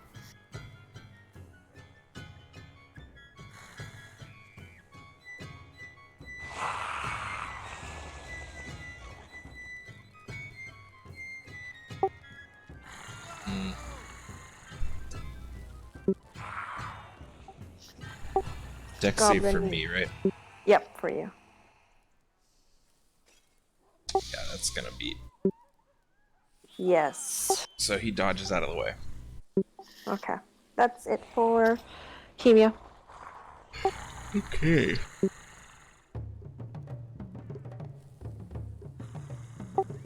So I just realized what time it is. Does anybody need to take 5, or are we good to just press on? I'm fine to press on. I'm I'm good. fine too.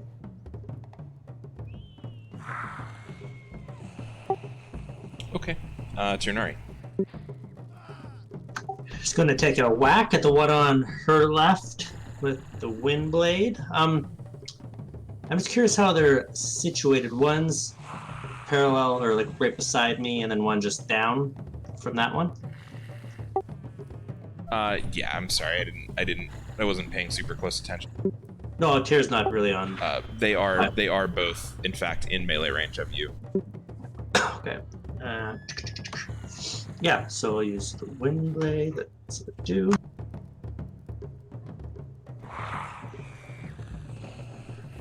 It's +1, but still doesn't Yeah, it's not work. gonna hit. Okay, and then my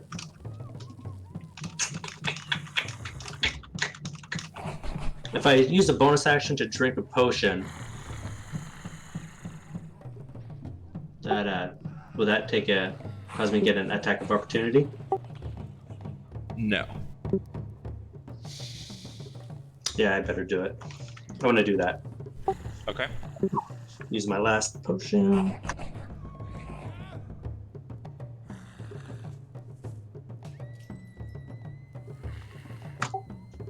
And then that's my turn. Okay.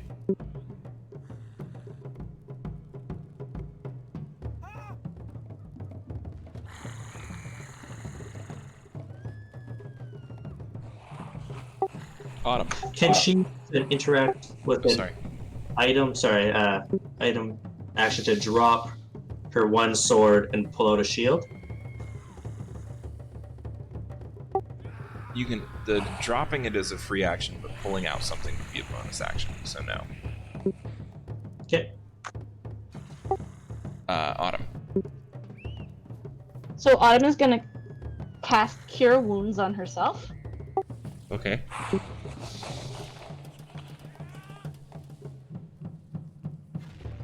That takes you to She's 15. almost Is that at correct? health.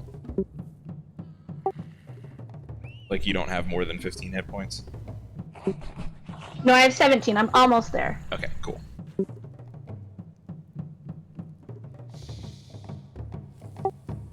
So that's your action. And you then- can bonus action. She is going to fly over to this roof here and just kind of like get down as low as she can. Do her best to hide, but I don't know if she can really hide, but just try and be low profile. You know what? Roll stealth for me. Because you're not actually hiding. You're just kind of hunkering.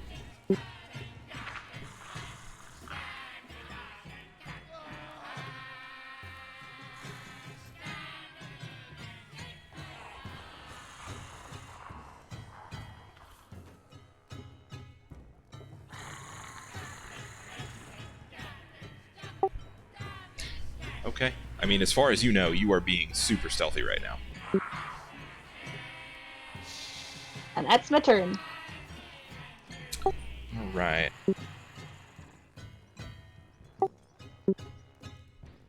Yep, Skarn. So I'm just gonna try to move as much as I can. Also, I made a mistake. I actually have 25 movement. 30 is only. Wait. Let me double check. Oh yeah, you can go 35 if you like drop everything. Or like Yeah, put but- put everything away. But so yeah, so 25. So you can Okay, get to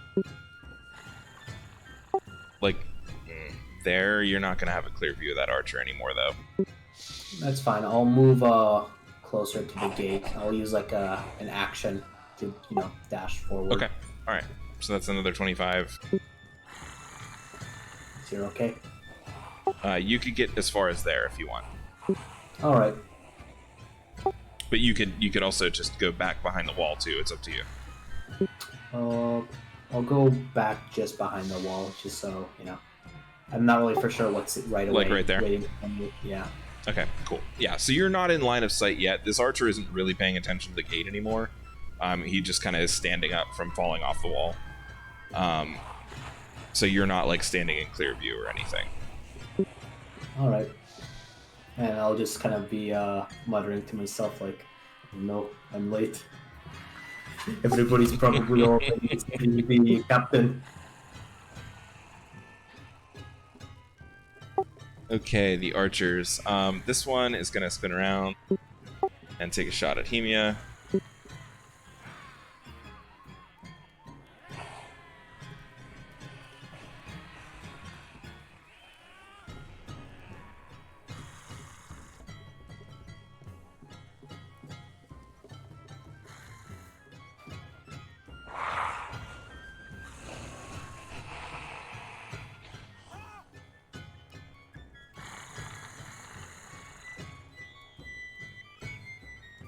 .24 versus AC, Hemia?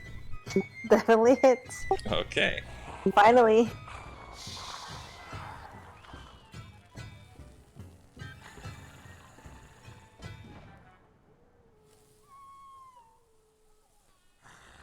Alright, 9 damage.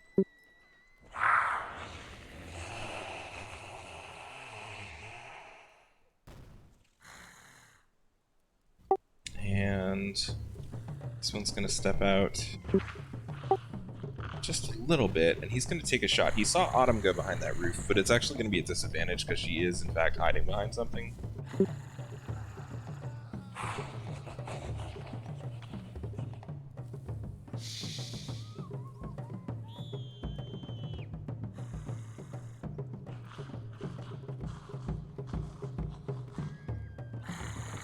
Does 14 hit your AC, Autumn? It does not. Alright, so he misses. And just hides again. And Brunhilde, didn't forget about you. Alright, let's try this again.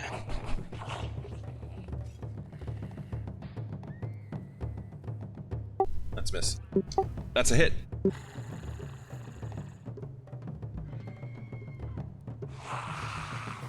Max damage, look at that. Alright. Trampled, wheezing on the ground, not really capable of much, but not quite dead. Alright, then she's going to move down here by these shacks. And then she's just going to run through.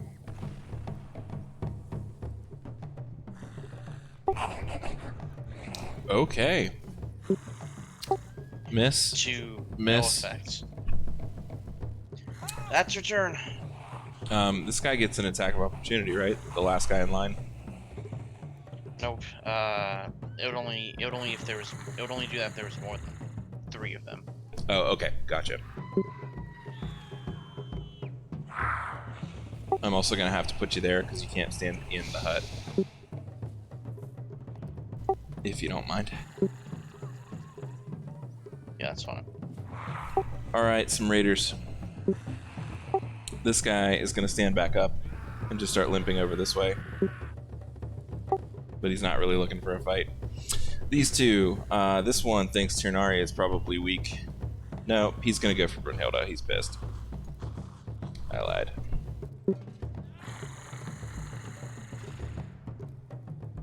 .23 versus AC. 23 hits.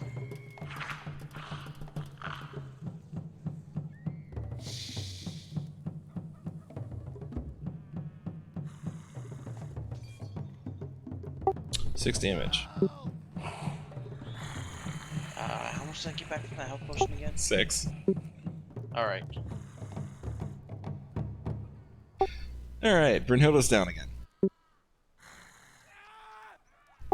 The other Goblin Raiders coming at you, Ternari. 17. That'll hit.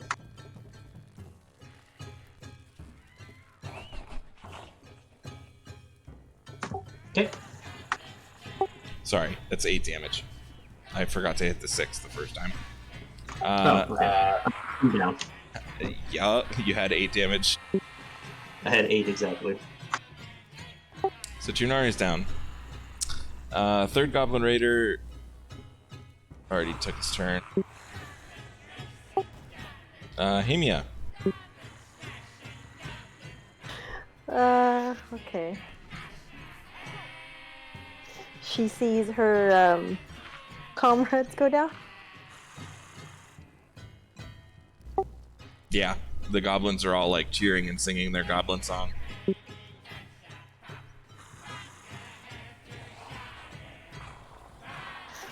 Okay,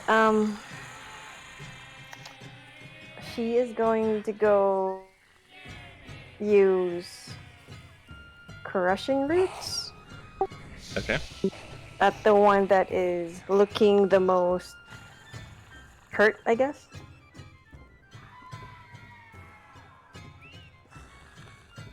So, That would be this guy. okay. The target must make a dexterity saving throw or be restrained. And then at the start... Okay, so he's restrained. Okay. So at the start of of my turn, so I guess after this, I can deal 1d8 bludgeoning as a bonus action after that.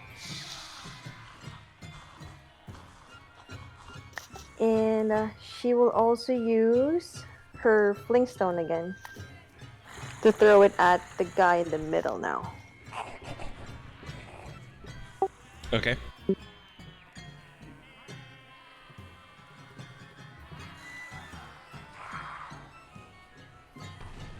Which is another dex save.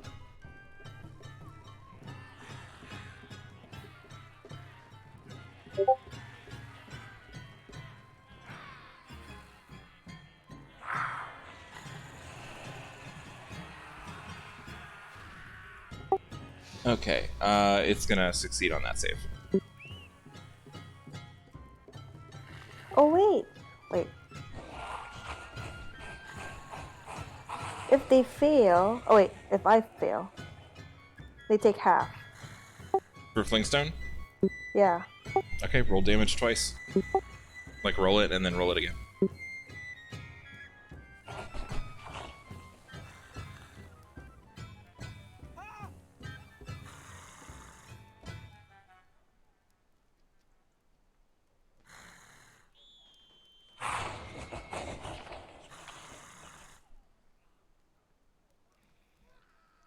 Or wait, I'm sorry. That I did that wrong. You used Flingstone once.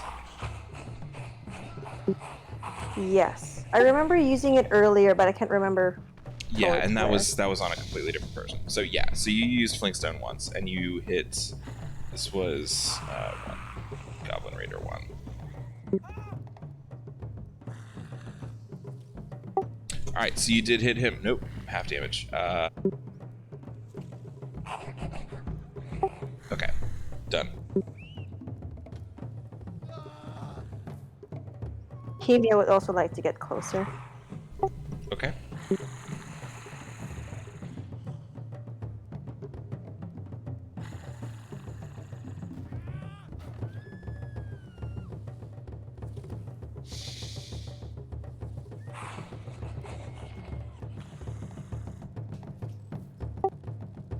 Okay, you good there? Yep.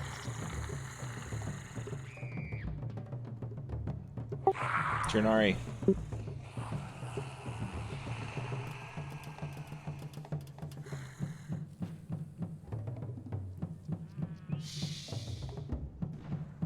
I believe that's a fail. Okay. Autumn. From where she is on the roof, did Autumn see both Tyr and Brunhilde go down? She saw Turnari go down. She did not see Brunhilde go down. Okay, so she's gonna fly straight for Tyrnari. Okay, you can get over there. Because remember, you can share a space with other creatures. That's right, and I'm gonna feed Tyrnari the greater healing potion. Okay, 44 plus 4.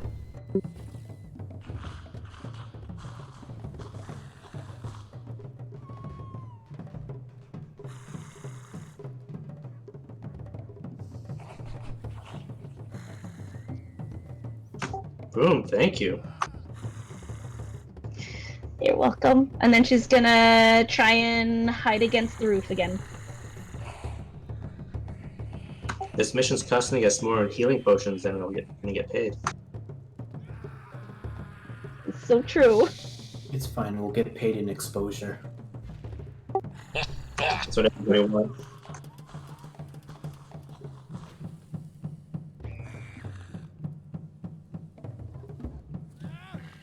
Wait, can I do a bonus action? Yes, you can. I'm gonna bonus action cast Tesha's Blessing on Tunari's blade. Go for it.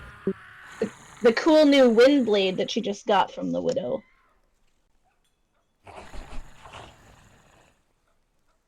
So Tunari, that's a bonus 1d6 for the next minute, and then if you crit, there's more. Yeah. Perfect. Thank you. Okay. And as you are healing Tunari, Autumn, you look up and you see that Brunhilde is down as well. And Brunhilde, when we get to your turn, Fruitcake is not going to know where to go at this point because she's kind of boxed in here. All right.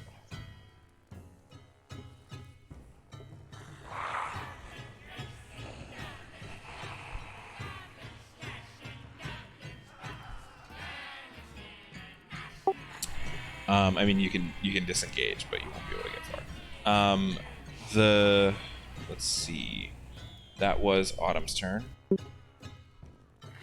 Skarn. Okay, so I'll go in.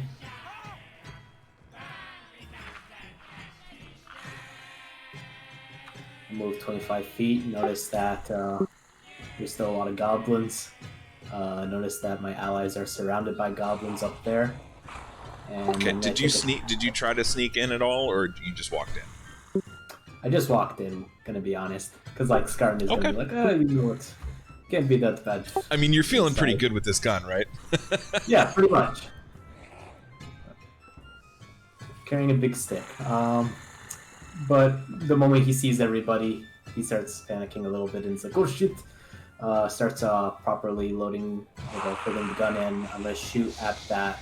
Actually, can I tell which raider looks more hurt compared to the others? You can see that the one kind of like directly across from you, the southmost one, is entangled in all these roots and like also looks mostly dead, but seems to be pretty much out of the fight, thanks to Hemia. Then I'll take a shot at the other one. The one that is Trying to do like sight lines here. You can't fully see the one above, like in between Tirnari and Brunhilde, I would say, because there's like the corner of the building there and stuff. So probably this guy is the one you'd want to aim for. And I will take my shot.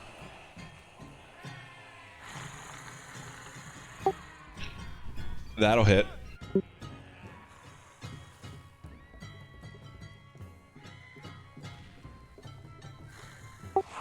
Okay.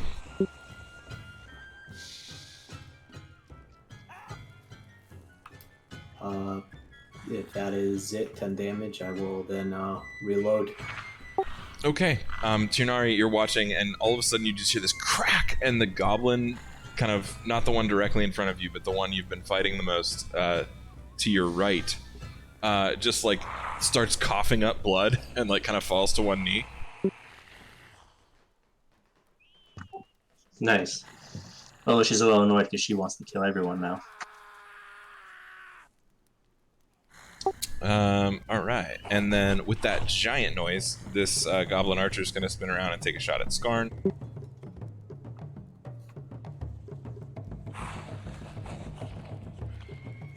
$15 hit your AC?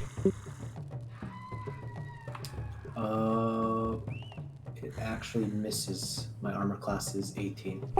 Excellent. Okay. Second guy's going to peek out around here. Same deal. He was like, what is that? And they did watch you obliterate their friend, so. And that definitely won't hit.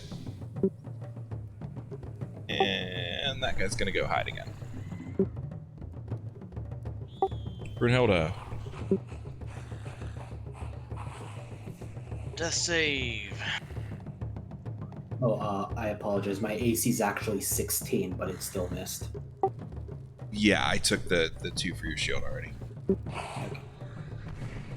And your fruitcake can disengage and run to there, so you're out of melee range, but that's about all you can get. Alright, that's your turn.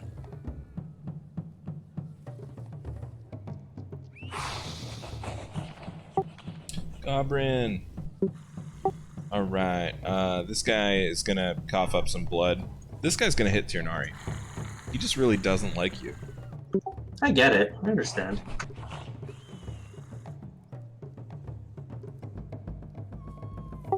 That'll miss. Alright. Yeah, he's gonna take like a half-assed shot at Hemia with the short bow or whatever they have.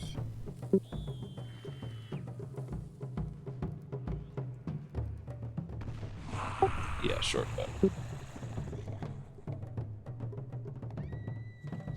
13, Hemia? Misses. Okay. I mean, he's not feeling great.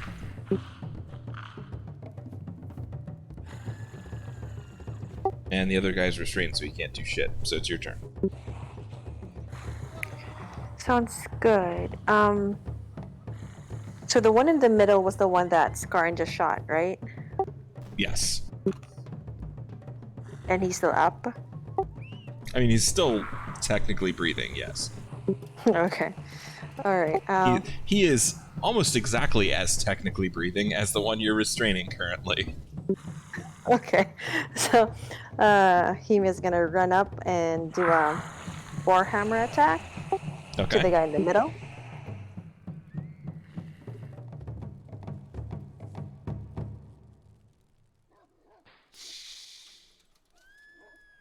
That'll hit. Nice. Alright, he's done. Two-handed.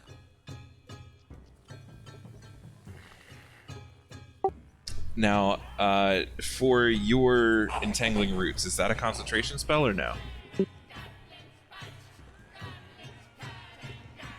It is!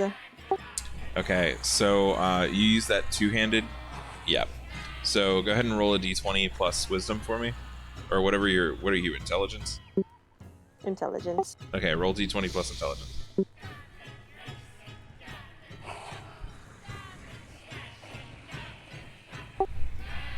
Yeah, you're fine. Because you switched to two hands there and like put your full effort into that attack. You know what I mean? It totally makes sense, yeah. Yeah. Okay, but he's still restrained, so you're good. And Bonus I would action. like to use my bonus action to deal the constricting of the roots. Okay.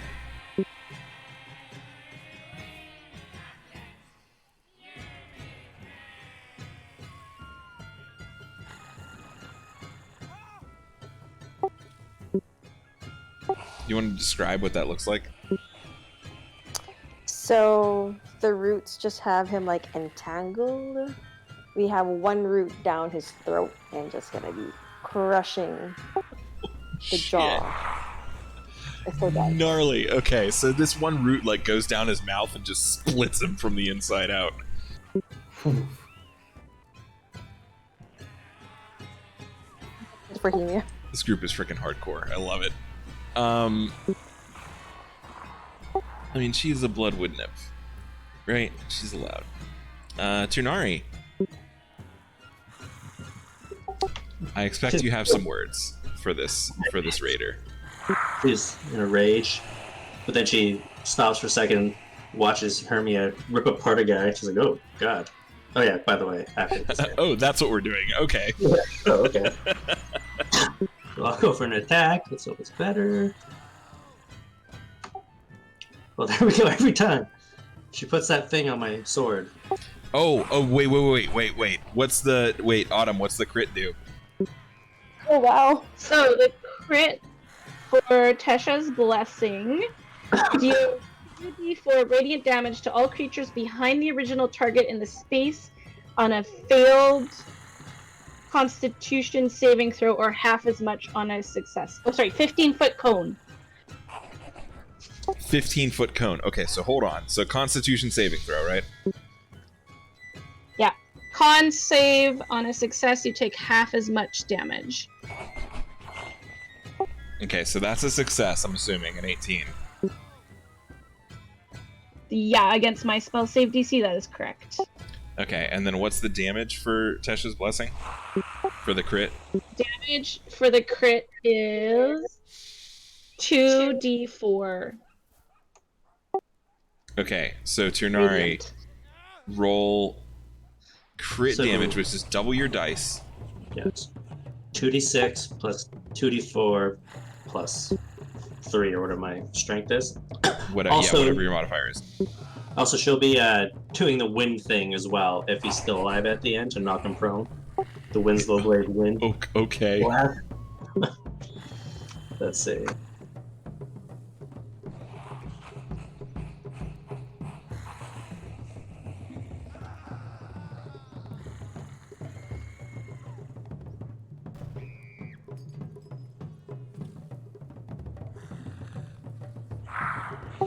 Okay, so that's 17 damage between regular and radiant, right? Yeah. Horrible rolls for the 2d4, but still. Oh wait, do I get an extra 1d6 for the radiant? It doesn't matter, dude. You freaking obliterated it. Okay. However, you also blow a hole in the side of this fortified building. It probably deserved it. Do I see anything on the inside? You see a bunch of very large, very well-armed and armored goblins staring out at you through this hole. You seem to have gotten their attention. Do they take any of the damage or the wind?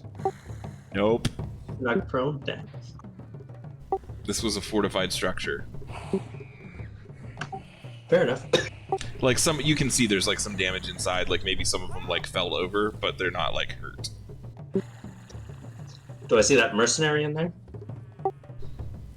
No, it's just all goblins in there. Okay. Tyr's gonna say, shit, there's more. And then just end her turn there. Now she's actually gonna move up a little bit so she's by the doorway, in case any of them rush out. Okay, the doorway is right in the front, like in the middle on the bottom side. And that hole that you made is not big enough for them to get out. So if you want to stand in front of the door, it's right there. More beside the door, just so if they come out, I can maybe get in. No, I'm just saying that's where the door is right in the middle. Oh, I see. Okay. But it looks like Hermia might be in my you way can, a little bit. yeah, you can put yourself wherever you want, but that's where the door is. Okay.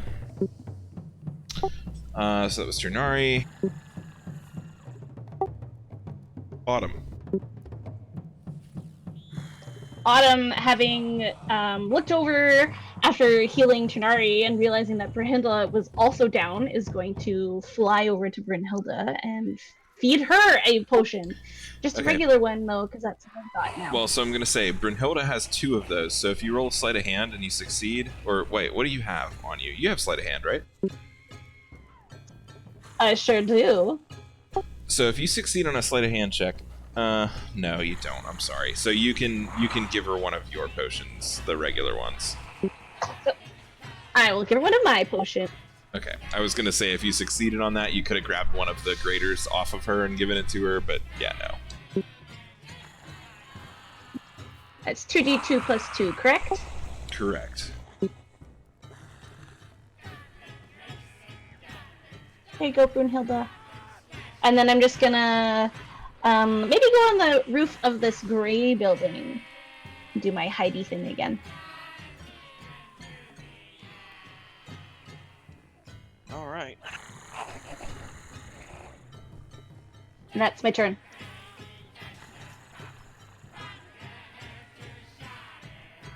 Oh my gosh, that took so long. Okay.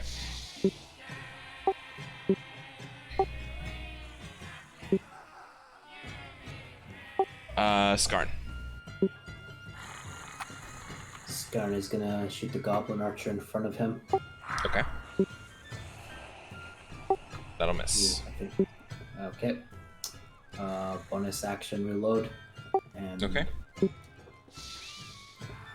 yeah, I guess that's it for me. All right, goblin archers. One's gonna shoot at Skarn, because I mean you did just try to murder him. 15. That misses.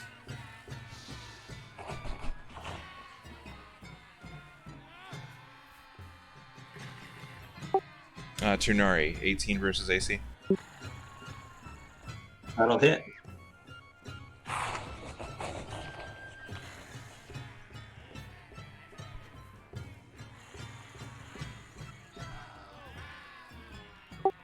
Eight damage. Damn. Okay. That was from the archer, right? Yeah, this guy over here, he kind of like threaded the needle.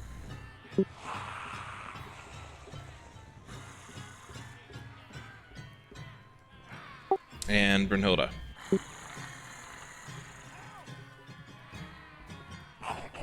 Is there anything nearby for her to attack? There is not. And also, you do have those 2 greater healing potions if you wanted to buff one. Yeah, might as well.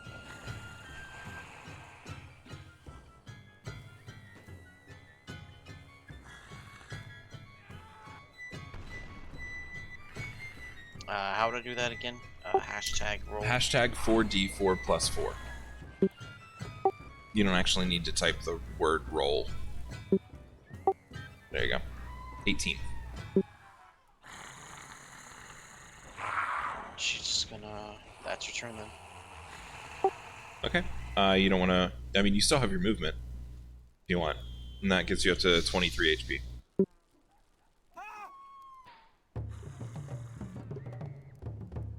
Oh no, I'm sorry. It only gets you up to 19. Yeah. I guess you'll move there. Where that hole supposedly is. Okay. So looking in the hole, you can see they're like kind of scrambling around, trying to organize themselves, that kind of deal.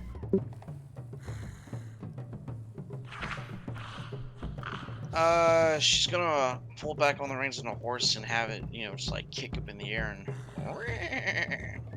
and then that's her turn. Okay. Are you trying to intimidate, or are you're just doing it? Yeah, you know what? Just try to do an intimidation check. Okay. Because I'll let that be a bonus action because it's fruitcake doing it. You know. I have a -1 to charisma rolls. Oh wait, hold on.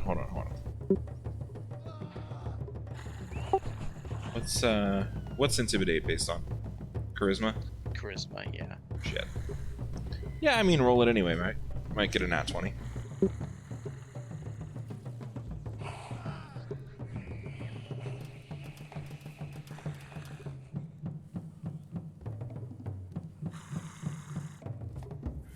Yeah, alright. I mean you didn't super intimidate them, but it is what it is. Alright, that's it. Alright, top of the line. All the raiders are dead. Hemia, you're up. Oh wow. She would like to hold her action. She Okay. will cast. Check. Sorry, I'm Grasping just Earth? moving you guys around a little bit. You're gonna cast Grasping Earth when? When a bunch of the goblins come out of the entrance. Okay, is that a cantrip or a spell slot? It's a cantrip. Okay, cool. Alright, so if anything comes out of that entrance that looks like a goblin, Grasping Earth, right? She's gonna wait until at least three come out until she casts Grasping Earth. Okay, so the third goblin that comes out, Grasping Earth. Yes. Okay. Gotta be very specific with these triggers, because that's just how the rules work for spellcasting. Turnari. Oh, and actually, she's gonna shout out to Tyrnar to take a few steps back. Okay. The door's open, or is it closed? The door is closed and locked, as far as you can tell. I mean, this is like a fortified structure until you put a hole in it. Okay. Well, for her action then, she's just going to run over to this thing here. Okay. And look to see if that mercenary guy's in there. Yeah, and that is where the door is. That corner that you pointed at. So let me hold on. Gotta find it.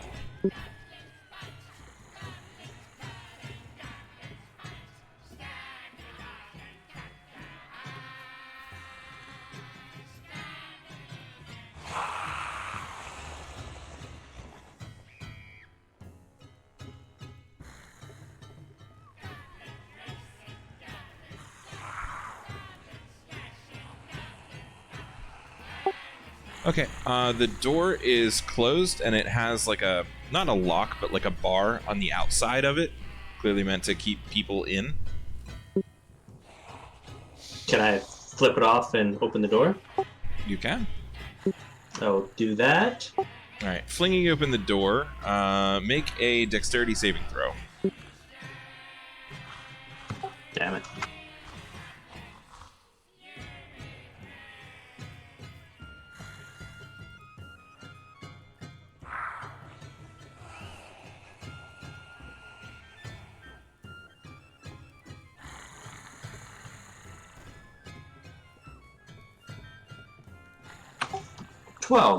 Sorry, I thought there was an auto click one. Okay, so you, as soon as you fling the door, like you pull the thing open, and you hear some scuffling inside, and you throw the door open, it opens outward, and you see like this, this big person like coming at you. You just kind of like step to the side. He like kind of sprawls in the dirt, like just panting and heaving, and, like tries to roll over, and you see he looks kind of like a mercenary. And as soon as he sees you and you're not a goblin, he's like, Wait, who are you? You're not a goblin.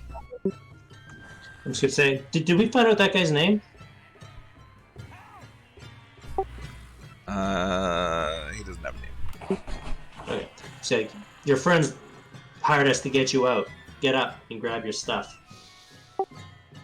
Okay, but what about the civilians? Civilians? Question me.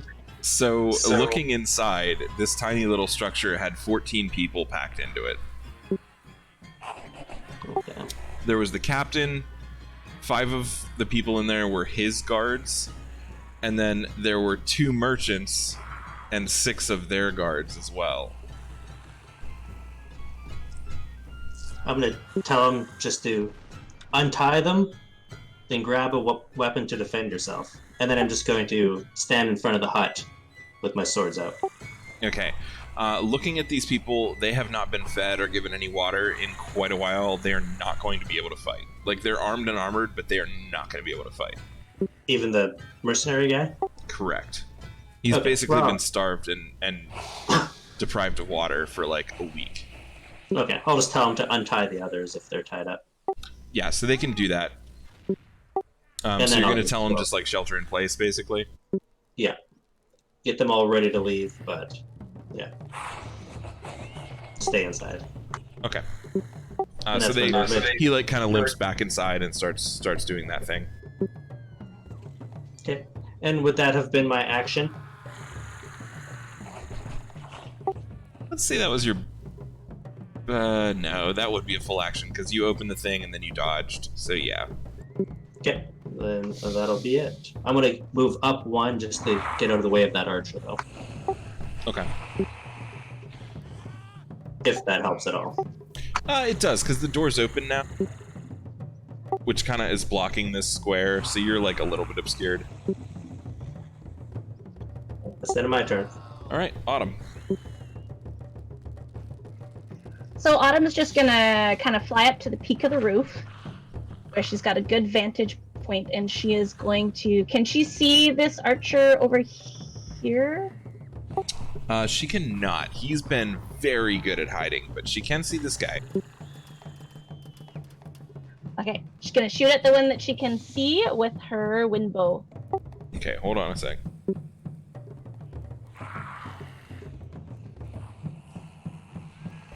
Does it have better than a 40-foot range?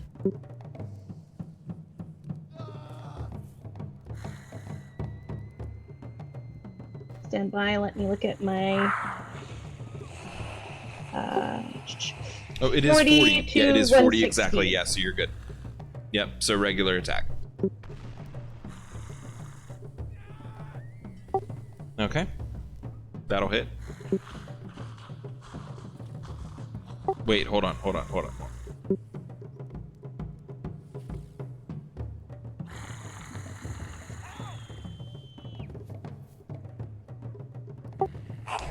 Yes, it will hit.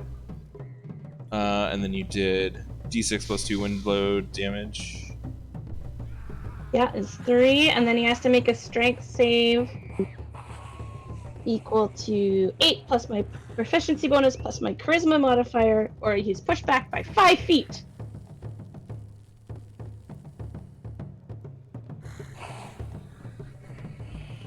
So he's gonna fail. So he gets pushed back by 5 feet. And takes 3 damage.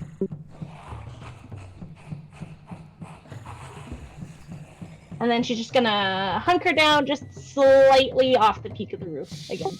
Okay.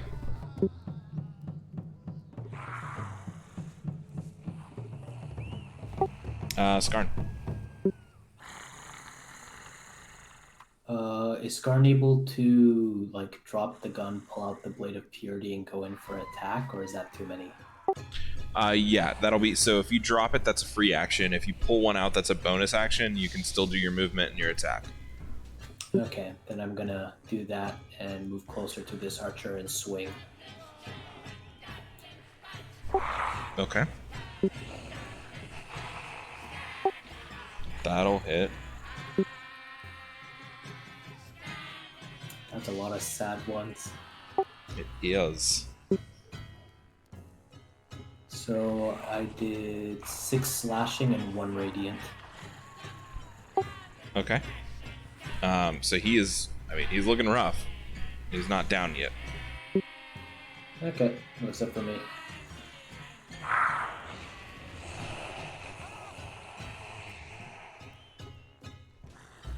All right, it's their turn. He's gonna hit you back.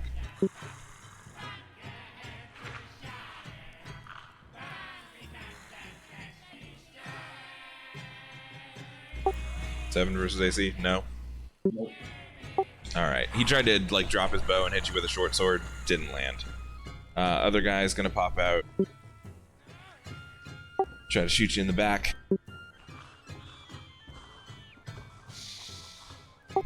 20 versus AC? Yep, that hits.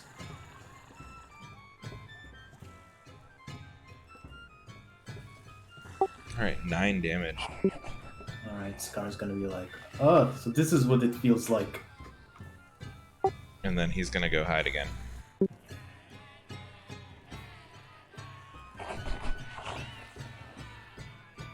Alright, still a pretty good stealth roll from him. And then Brynhilda.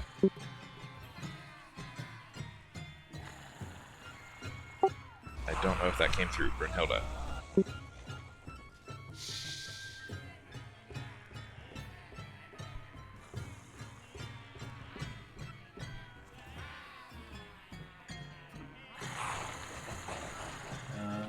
I think you might be muted if you're trying to talk.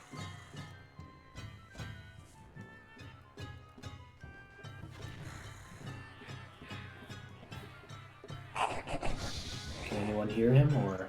Yeah, sorry about that. I had food on the stove. Guess she'll move closer to these goblins.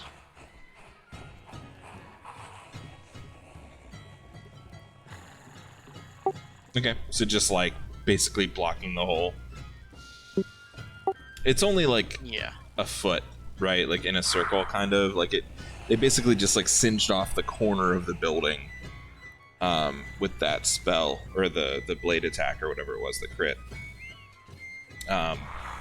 So they are aware that you guys are out here, and as you move closer, you can see they're kind of like lining up in front of the door. Yeah, she's gonna stand from the hole and ready an attack. Ready an attack. Okay. What's your trigger?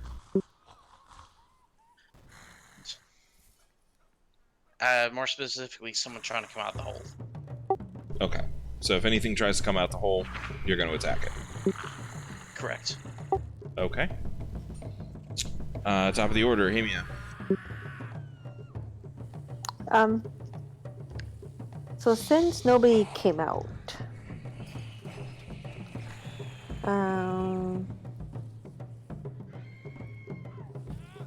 you know what? She's gonna go in and open the door to the big building. Okay, you can try. Do I need to roll if ever? No, just, I mean, it's a door, it has a handle, you can pull on it to try and open it. Oh, okay. When you do so, nothing happens. It is barred from the inside. Okay. Can she attack? Oh, is that my action, or would she be able to do a attack on the door? I'll call it your bonus action. You can attack. Yeah, she's gonna swing her warhammer At the door? at the door that won't open. Okay, got it. Roll an attack.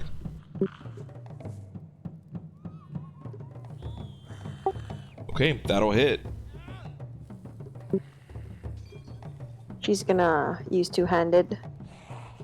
Okay. Alright, you managed to, like, kind of dent the outer layer, but, I mean...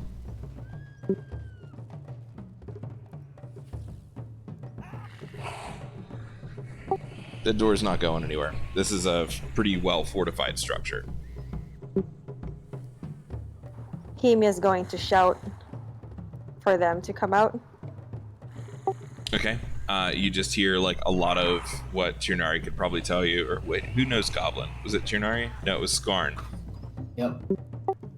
Skarn, the things that they are saying to Hemia right now, you would love to translate, but some of them you don't even know what they mean.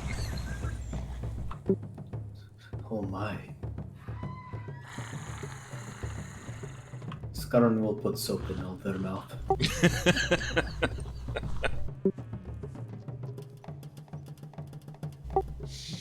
So what we're gonna do now, I'm gonna have all of you roll whatever your best ranged attack is. Just go for it. Throw it out there. As these goblin archers just start screaming and running at you like berserker style.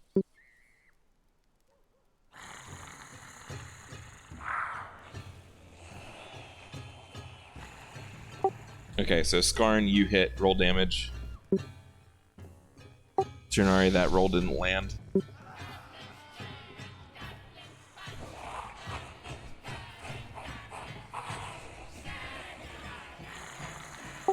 Tirnari, roll damage. Autumn, roll damage.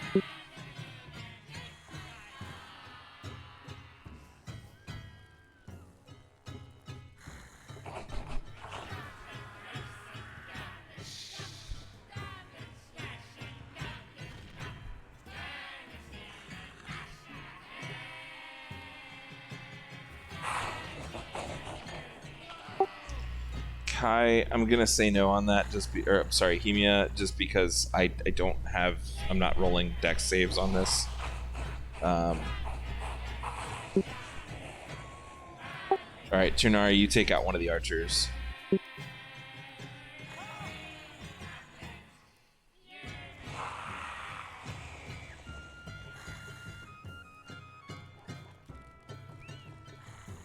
You know what? No, I'm gonna let it. I'll roll it.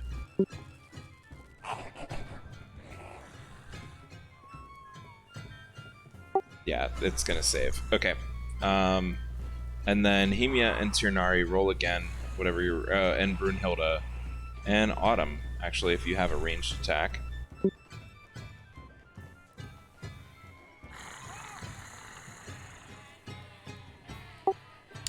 Okay. Tirnari got the nat 20. How do you want to do this? Aim it right through his head, splits it in twain.